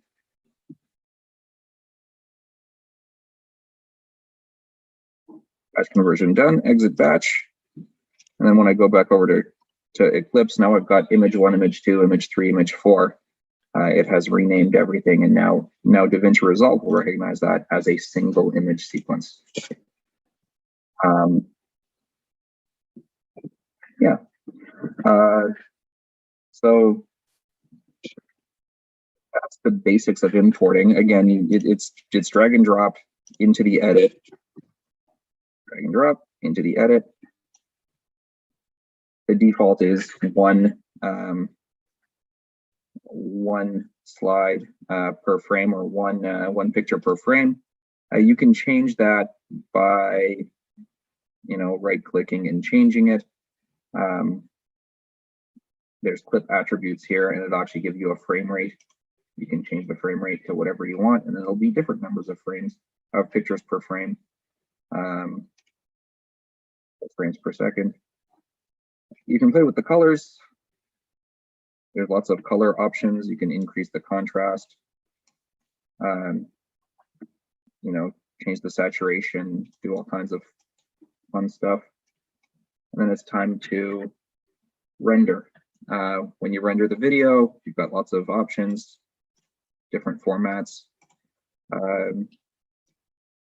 different qualities. I recommend, if you're doing something with astrophotography, because you've got small points of light and small motions and a lot of darkness, to try to go for the best rendering quality you can. It makes for gigantic file sizes, but the result is generally quite pleasant. When you're ready to render, you choose whatever setting you need, add it to the render queue, give it a name, and it renders. Depending on your computer, it'll go relatively quick. And that is my workflow on making a time lapse. Most of the work is done in Davinci Resolve. The other programs are just helpful for getting the time lapse, reordering it if you need to, renaming things if you need to. Irfan View also has other nice features. The bulk rename utility that I showed you here, the batch conversion, you can also do a resize and do other things like that. If you look at advanced options, you can crop, you can resize, all kinds of things. If you're working with large packs of images, this is a very useful utility. With a lot of documentation online, if there's a particular thing that you need to work on. Same thing with Davinci Resolve. There's a million videos out there on YouTube of like, hey, how do I do this? Hey, how do I do this? So that's the workflow for creating some of these time lapses. If you're inspired, and if you have kind of some of the necessary stuff, maybe try going out and getting a time lapse of the lunar eclipse coming up in a couple of weeks. That might be a good target to try at the start. Or maybe you have some projects that you're already thinking about. If there's questions. Okay, folks, if you have any questions, type them into the Q&A box, please. I think there was something that came up along the way. I think you answered them there, Pavel. So thank you very much for your presentation. It was neat to see how you did those things. So maybe we'll get some time-lapse observations coming up at our upcoming meetings. That would be great. Thank you. So talking about observations, we do have some observations tonight.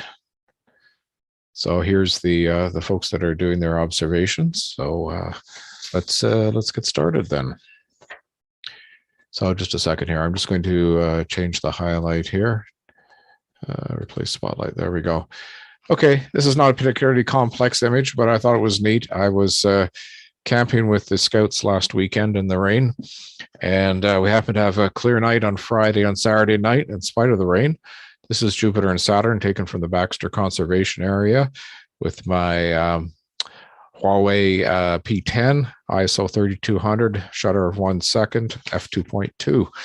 And I was pleased I was able to capture that image. I have my little 3-inch telescope out there, and so the scouts are able to see the at least see Jupiter through the telescope. So that's my image. Okay, so we have Andrea. So let me highlight you. Give me a second here. There we go. Replace spotlight. There, you're on.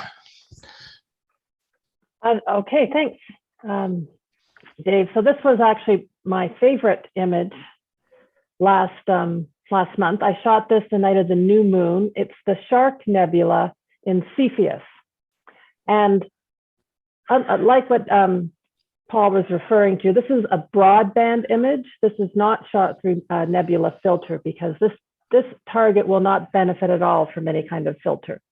So this was with the 2600 MC Pro camera, and it was taken with my Hyperstar lens on the Celestron 11-inch Schmidt Cassegrain.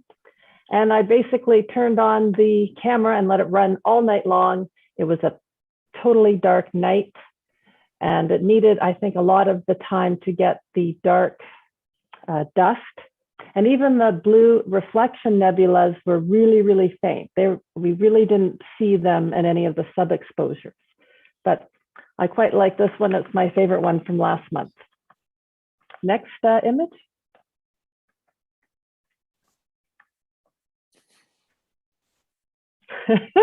Thank you.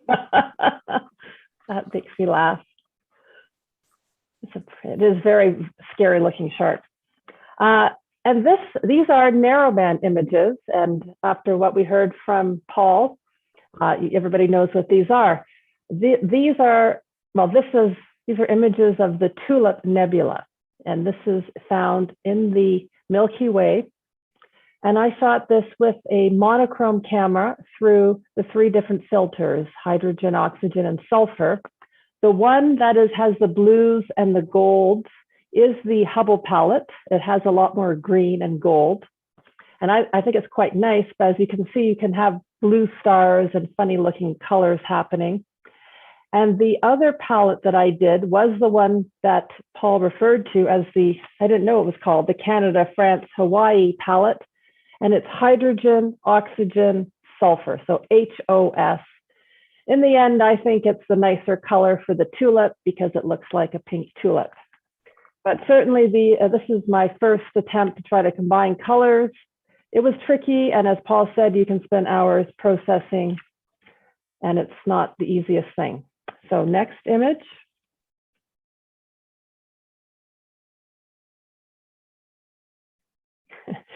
This was another image that I took with no filter, and you can tell because there are a million stars. This was a broadband image as well, I believe taken the night of the new moon or nearby. It's sharpless to 140, and it's found in the constellation Cepheus. And this is just a really interesting nebula. The sharpless catalog tend to be very dim nebulas. And this one actually has a lot of red in it, and I found it very bright. There's a very bright rim that's quite obvious even on sub-exposures. And then I tried to do star reduction on this one, and nothing I did worked because there were just too many stars. So I decided to embrace the stars and leave them all in. This is also shot with the color camera, the 2600 MC Pro. And it's a lot easier to handle color cameras than the narrowband. Next image, please. And this was just a really quick shot of Andromeda. I think it was only 90 minutes. I was waiting for another target to rise. And I did it with the Red Cat telescope, 51 aperture telescope. So those are my images from last month. Okay, thank you very much, Andrea. So I'm going to turn it over to Jim Sophia. Thank you. So the seeing was exceptionally good on Tuesday night of October 5th. That was a month ago at about 10 o'clock in the evening.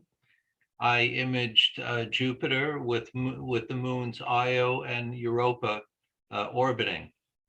I had a 2x Barlow on a Celestron 8-inch scope.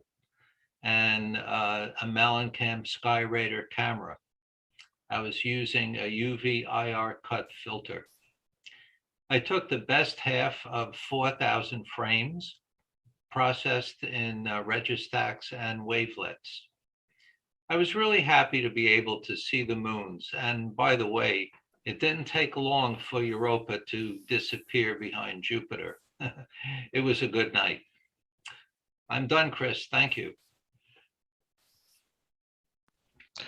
Okay, Richard, just let me highlight you here. There we go.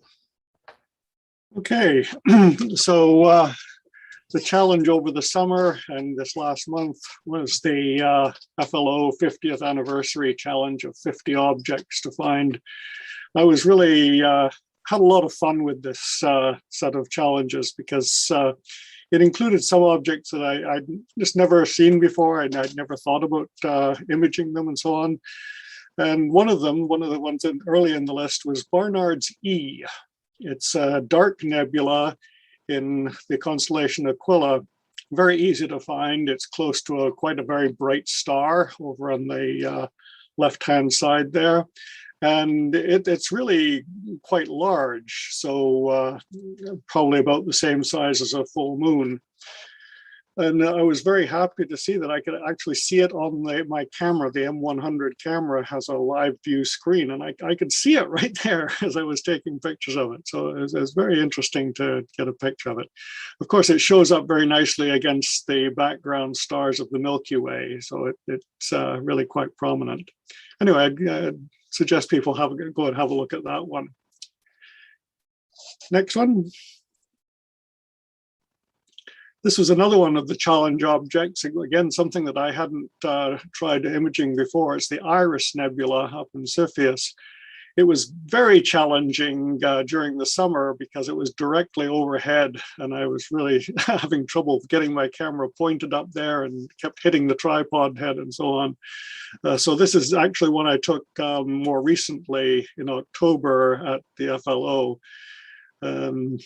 The interesting thing about this is it's a blue nebula and lit up by that very brilliant star in the center. And then it's surrounded by, again, a lot of dark nebula, which I've seen other people's pictures. You actually see a little bit of brownish color in the dark nebula, but you need a very, very long exposure for that. And this is not. These are 30-second exposures, I believe. Next one, please. Okay, Pavel, here we go. Here's our time lapse. If you can get that going, it's a GIF file. This is Jupiter on the 11th of October when the red spot was transiting across and also the shadow of Ganymede. Now, I just got this new camera, the ZWO-ASI 178 MC. It's turning out to be very good for planetary work. This is with my very old 8-inch Schmidt-Cassegrain telescope. But what I was interested in seeing here, I realized that Jupiter does rotate very quickly. So I was taking 2-minute videos to produce individual images from. And just over a period of about 14 minutes, I took 7 two-minute videos and created a single image from each and then combined them into this little time lapse, which definitely shows the motion of the red spot and the shadow of Ganymede and also the actual image of Ganymede beside it. So that's one of the applications of the time-lapse photography. Next one, please. And then, of course, I had to turn the new camera onto the moon. And this month provided a very interesting opportunity for me because normally I don't see very much of the waning phases of the moon. I'm not somebody who stays up all that late, and I'm not somebody who gets up all that early in the morning. So I rarely see the waning phases of the moon. But at this time of year, because the clocks haven't been changed yet, it wasn't that hard to get up at 6:45 in the morning and see the last quarter of the moon. So that was October 29th at 6:45 in the morning, and a very nice view of Copernicus lit from the opposite side that we often see.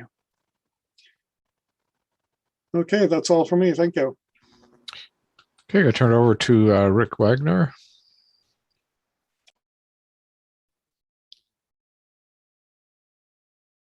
Unmute me.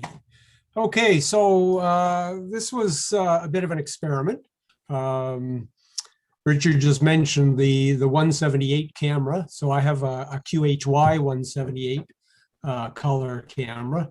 And I've seen instances in the past of people trying lucky images on deep sky objects.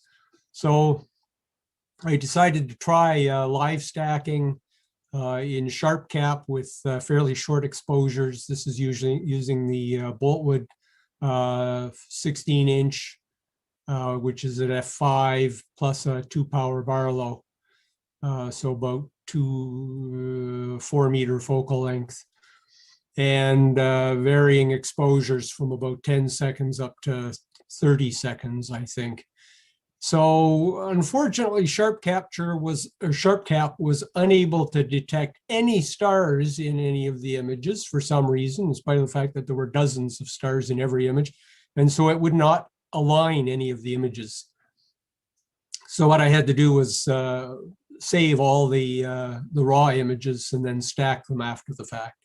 But anyway, it came out, I think, fairly decent. Shows up the color nice. The stars full width half max is just a hair over 1 arc second. So that's better than I usually manage when I'm doing longer exposures. Next image, please.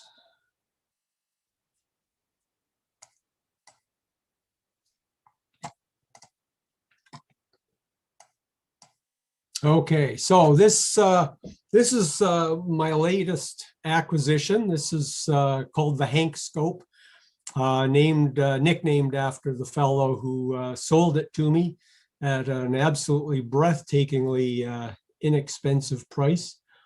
So it's a 10-inch Meade Schmidt-Newtonian f4. It was a bit banged up. The paint was all flaking, so I stripped it down completely.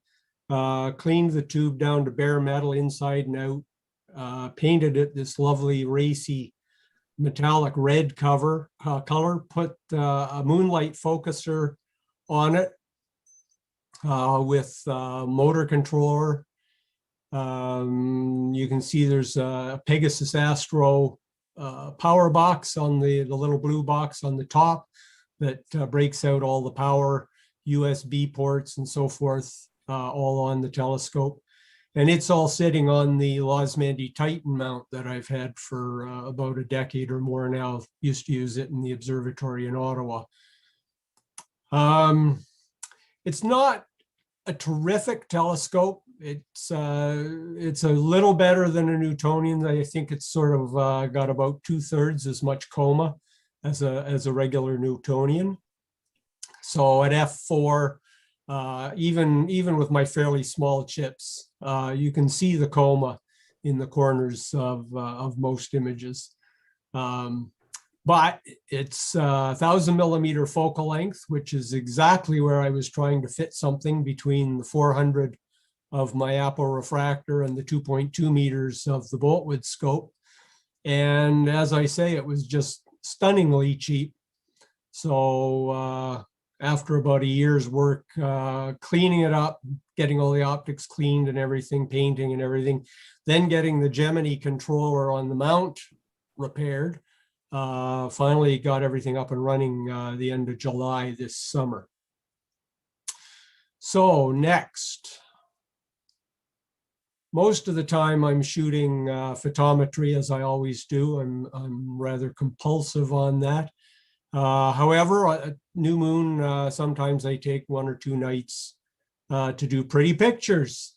And well, unfortunately, the camera, of course, has photometric filters in it, which aren't very good for color pictures. So I shoot most of my images in unfiltered. So this is the It's not very pretty, I'll say that. This is the Fornax dwarf elliptical galaxy. Unfortunately, it's sitting down at a declination of -34. So it only comes up about 11 degrees above the, even 10 degrees above the horizon, even from where I am. Fortunately, this is, I installed the Hank scope out at what I call my lakeside site, which is on top of a small cliff overlooking the lake. So my southern horizon is within about a degree of absolute zero. So, so this is actually a magnitude not, well, first I should say, in case you can't see it, that sort of faint sprinkling of very faint stars in the middle of the frame is the actual galaxy. It's actually supposed to be a magnitude 9.3, but given that it's a quarter of a degree in diameter, it ends up with a very, very faint surface brightness and consists mainly of stars. The brightest ones that I think are obvious members of the galaxy are about 16th magnitude. This image goes down to 20th magnitude, and I presume there's more down fainter than that.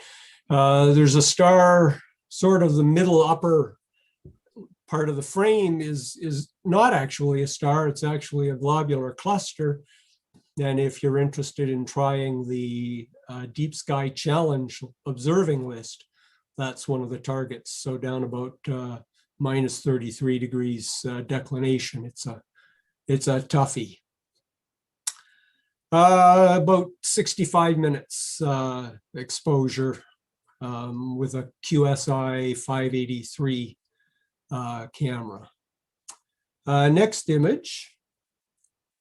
So this is another dwarf galaxy. This is called the Pegasus Dwarf Irregular Galaxy, sometimes shortened to PEGDIG. And it's in the UGC catalog at 12613. And I was really amazed because I don't think I've ever heard anybody mention this galaxy. And I mean, I'm certainly aware of its existence as a member of the local group. But when I'm doing my pointing exposures to plate solve and make sure I'm in the right area, boom, there the thing is in 10-second exposures. So the last galaxy is about 140 kiloparsecs away. This one's almost 7 times as far at 920 kiloparsecs. So it's actually significant further away than the Andromeda. But it's quite a nice little galaxy. I was quite pleased. The following night, I went out with my 8-inch Dob to try and see if I could see it. And I thought maybe I was picking it up with averted imagination. And it turns out after the fact that it was absolutely just imagination. So I'm going to clean the sand dunes off the mirror in that telescope and give it another try some other time. So finally, since this is the observations section, I thought I would make an observation rather than show one. I spend a lot of time when I'm traveling from the house to the shop, to the observatory, to my lakeside site. You don't really need a flashlight. You know, it's very dark, but you can see things silhouetted against the sky, and you can kind of, and I know the paths. So I don't generally use a flashlight when I'm moving about the yard. Except that one night I stepped out of the shop heading for the observatory and blam, tripped over some large heavy object in the path. I turned around and whipped my flashlight out to find a great honking porcupine sitting there staring at me, disappointed. I'm not sure if he was disappointed because he'd been kicked without justification or because I wasn't hopping around screaming in pain. Fortunately, I had my steel-toed shoes on. So I guess my observation is it can be worth carrying a flashlight even if you don't really, really need it. And that's all I have. Thank you very much, Rick. Well, I'll have trouble topping that one. This is M33. It's naked eye in really, really dark skies. I find it easier to see with binoculars than with a telescope, though, because it's so spread out. And it's about 3 million light years away. It's the most distant naked eye object that we can see. Next. This is M34. It's about 1,500 light years away, open cluster. In a telescope, it looks a little bit to me like the Pleiades. Next, please. This is M71, a globular cluster, very loose globular cluster. It's about 12,000 light years away. I use computer-controlled telescope, and what my telescope does, it takes a picture, and then it goes and looks in a star catalog and comes to make sure that it's pointing at the right site. And this one came back and said, too many stars and crashed. Next one, please. This is 103, and it's an open cluster in Cassiopeia. It's about 8,000 light years away. I love the really bright colored stars. To me, it's just an absolutely gorgeous little cluster to look at. And when I was doing this image, I noticed if you look sort of at the 3 bright stars in the middle and then go to the left about the same amount as they are apart and down a bit, you'll see a little tiny red dot. And that's really there. It's in a whole bunch of red images and not in any of the others. And so I'm expecting Rick Wagner to send me a note telling me what it is. I could not find it in any star catalog. Next image is the Orion Nebula. The Orion Nebula, it's a weird thing to image. It's got extreme brightness levels, all the way from dim outside nebulosity to the incredibly blinding trapezium in the middle of the galaxy. And what I did was I took a group of 10-second images, 60-second images, and 300-second images and combined them in kind of a homemade HDR effect, so you could see the whole galaxy. And next image, just in case you don't know where the trapezium is, there it is. In most of my images, the trapezium is just blown right out. There's nothing there at all, but I can resolve it. I just was overexposed. Thank you very much. Thank you, Bob. I'm going to turn it over to Taras. Hi, and this is my tribute to Halloween, and I took this image a few days ago. I actually finished exposing it. It's so-called Ghost of Cassiopeia Nebula, which is dust, clouds of dust. It's a reflection nebula, brightly lit by a nearby star called Navi. So the star itself is just above the screen. You can see a little bit of a blue glow on the top along the edge, and the shading and the highlights which come from that star is actually reflecting a little bit of this shade. It looks to me like a ghost of a woman with long hair on both sides of her shoulder. Maybe that's what it meant to be, but I thought it would be a nice image for now belated Halloween. And this was taken with about altogether 3.5 hours of exposures, one of which was with a narrow band. So I didn't actually happen to think that this doesn't make much sense to image it with narrow band in hydrogen and oxygen combined filter in a narrow band filter, but it did show actually some data in it. So I kept imaging and I used it later on as a luminosity combined with red channel. And the most part of this image, about like 70% of visual information comes from the actual visual imaging with unmodified Canon T3i camera. Let's go to the next image. Again, perhaps related to Halloween is the Bat Nebula. So you can see left part, there is like 2 little ears and wings widespread. So this is apparently a separate NGC object named 6995. which is not the same as the rest of East Vale Nebula. So essentially, this is part of East Vale Nebula. The whole nebula is NGC 6992, while the Bat Nebula has its own separate designation. I took this with the very same narrowband filter, which has a combination of oxygen 3 and hydrogen alpha. So the oxygen gives us this bluish greenish glow, while the red hydrogen alpha is showing as red.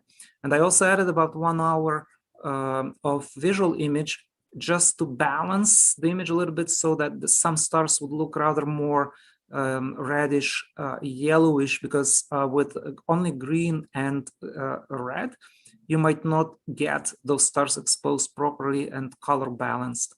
Let's go to the next image. This is double cluster, but what's specific about that is actually this and next image are taken without telescope. Although the field of view is quite wide, and the equipment which I used instead was a Rokinon 135mm lens. However, I used the planetary camera based on Sony IMX290, in this case color chip, with dimensions of 5.6 by 3.18mm. So it's actually a color planetary camera inserted into the Rokinon telelens with the help of a special adapter. And to be specific, the camera model was QHY3-5, was lent to me by Gabriel Dornier for the sake of trying what the camera is capable of. I was very happy with the result. You can see tiny stars in the cluster, and quite nicely balanced image in terms of yellowish and bluish stars, although I did have to actually do some manual balancing for that purpose. Let's go to the next slide.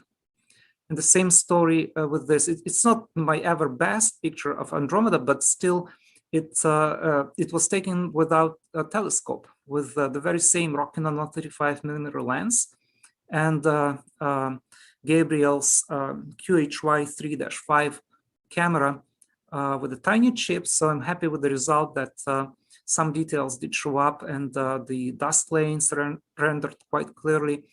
The point is that sometimes you don't have to have a wider view telescope. Just a telelens is enough for taking images with of the objects with a larger size. Let's go to the next one. The last image is Jupiter taken actually next day after Jim showed his, and was the same night when we were imaging it with Richard Taylor on October 6th, if I'm not mistaken. So this was already a pass after the transit of Great Red Spot, which you can see on the right limb of the image. This is a combination of visual RGB images, plus I imaged also infrared channel, which I mixed with red as part of its luminosity.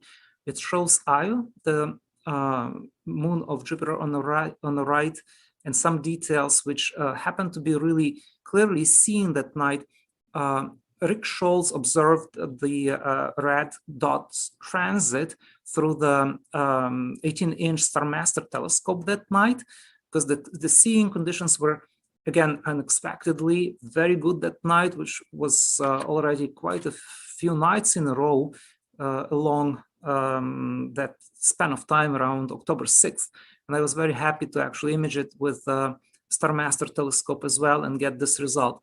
I also actually took 3 pictures of this very kind, but I combined them together into this one using image derotation. There is a software called WinJupus, which allows you to derotate the images and then match them into one to get a better result. Thank you. Thank you very much, Taras. I'm going to turn it over to Paul.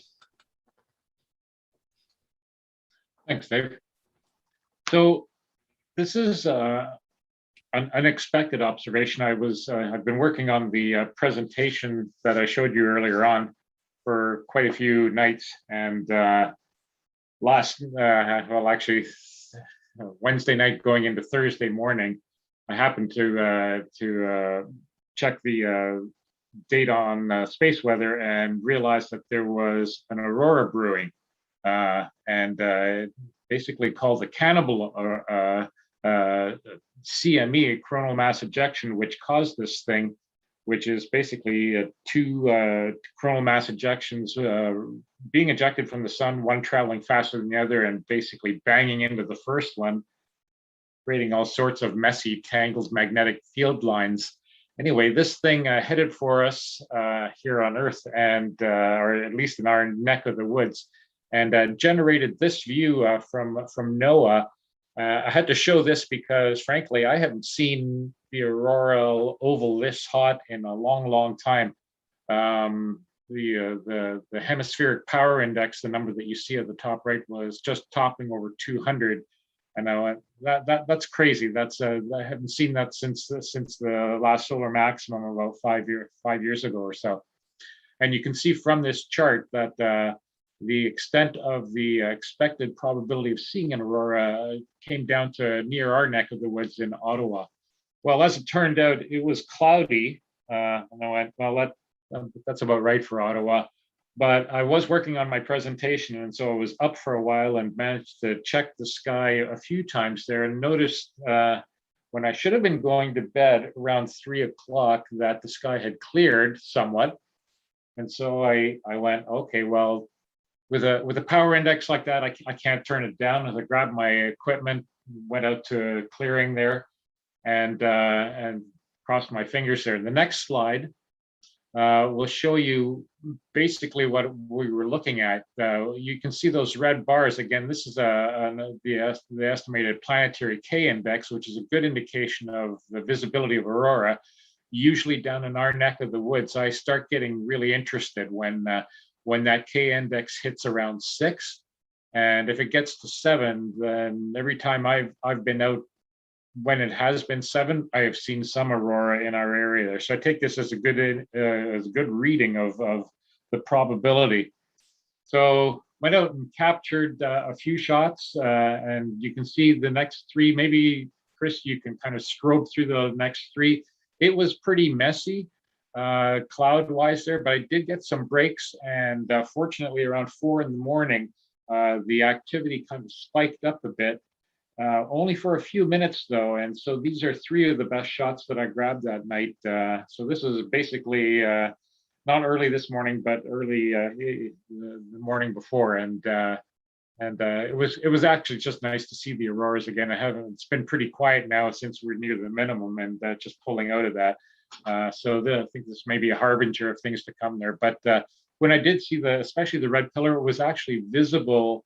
The red colors were actually visible to the eye, and I thought, well, that's a good marker too, because usually the reds are difficult to see unless it's a very bright display.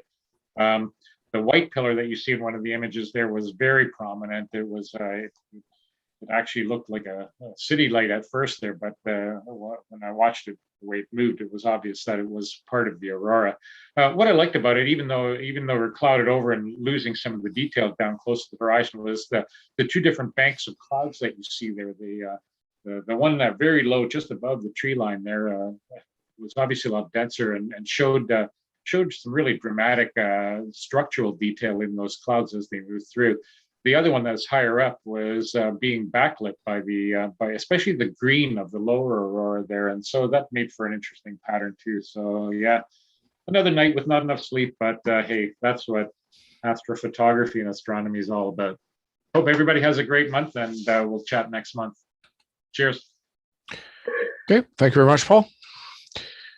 So our September, we didn't have any observing challenges last month, but we in September, these were the 4 challenges. And then for this month, our beginner challenges Messier 30, globular cluster and Copernicus. And intermediate challenge is NGC 253, a spiral galaxy and Sculptor. And our advanced challenge is Andromeda's globulars. There's 30 in there. See how many you can spot. That'll be your challenge for this month. And thank you to Oscar for pulling these together for us. And then our lunar challenge is Monte's Carpathus. I'm not sure if I pronounced that right. A mountain range just north of the crater. the southern edge of Mare Imbrium. So give that a try. Here's a summary of all of these. These will all be in Astronauts, which will be coming out shortly, thanks to Gordon Webster. Fred Lawson Observatory, limited of 100 people on site outdoors and 5 people with masks on in the observatory. I just got an email note, actually, while the meeting was going on, that there's going to be no hydropower for 4 nights from the 19th to the 22nd of November. We're doing some hydro upgrades there. So I think that is around the time of the full moon. So we probably won't be out there anyways, but the 19th to the 22nd, you're off the grid. So our next Flow members only party is November the 6th. That will be tomorrow. I'm not sure what the weather is for that right now. And here are the folks that help with our club here. And you can see that the coffee and conversation position is open. Thank you to Arden and Fraser for doing it for many, many years. And this is where they set up a coffee table at the museum. So once we get back in there, we're going to have to find somebody to take that over. Tonight we had, not too sure how many people, but we had, I think about 60 online at least, and then a bunch on YouTube. And Dave, yeah. I saw up to 71. 71 online. Okay. Most of the first half of the meeting was at 71 people. 71. Okay, super. That typically translates to 80 unique people. That's right. Okay. So if you'd like to become a member of the RASC, we'd encourage you to do that. Regular membership's $88. A family membership's $82.50 plus $15 per adult, $8.10 per youth. A youth membership is $53 if you're under 21, or if you're under 25 and still a student. What do you get for these memberships? Well, locally, you have access to the Ted Bean Telescope Loan Library. You have access to the Fred Lawson Observatory out near Almont, near the Mill of Kintail. And once we get back into the library, we have the Stan Mott book library. Nationally, you get Sky News every 2 months, the Journal every 2 months. You get the Observer's Handbook, which will be coming out probably sometime in December. And then we have our local astronauts put together by Gordon Webster, and that comes out monthly. So our next meeting will be December the 3rd. Don't be scared away by this title, Annual General Meeting. Well, first of all, I'll encourage all members of the RASC to come out to that part of the meeting.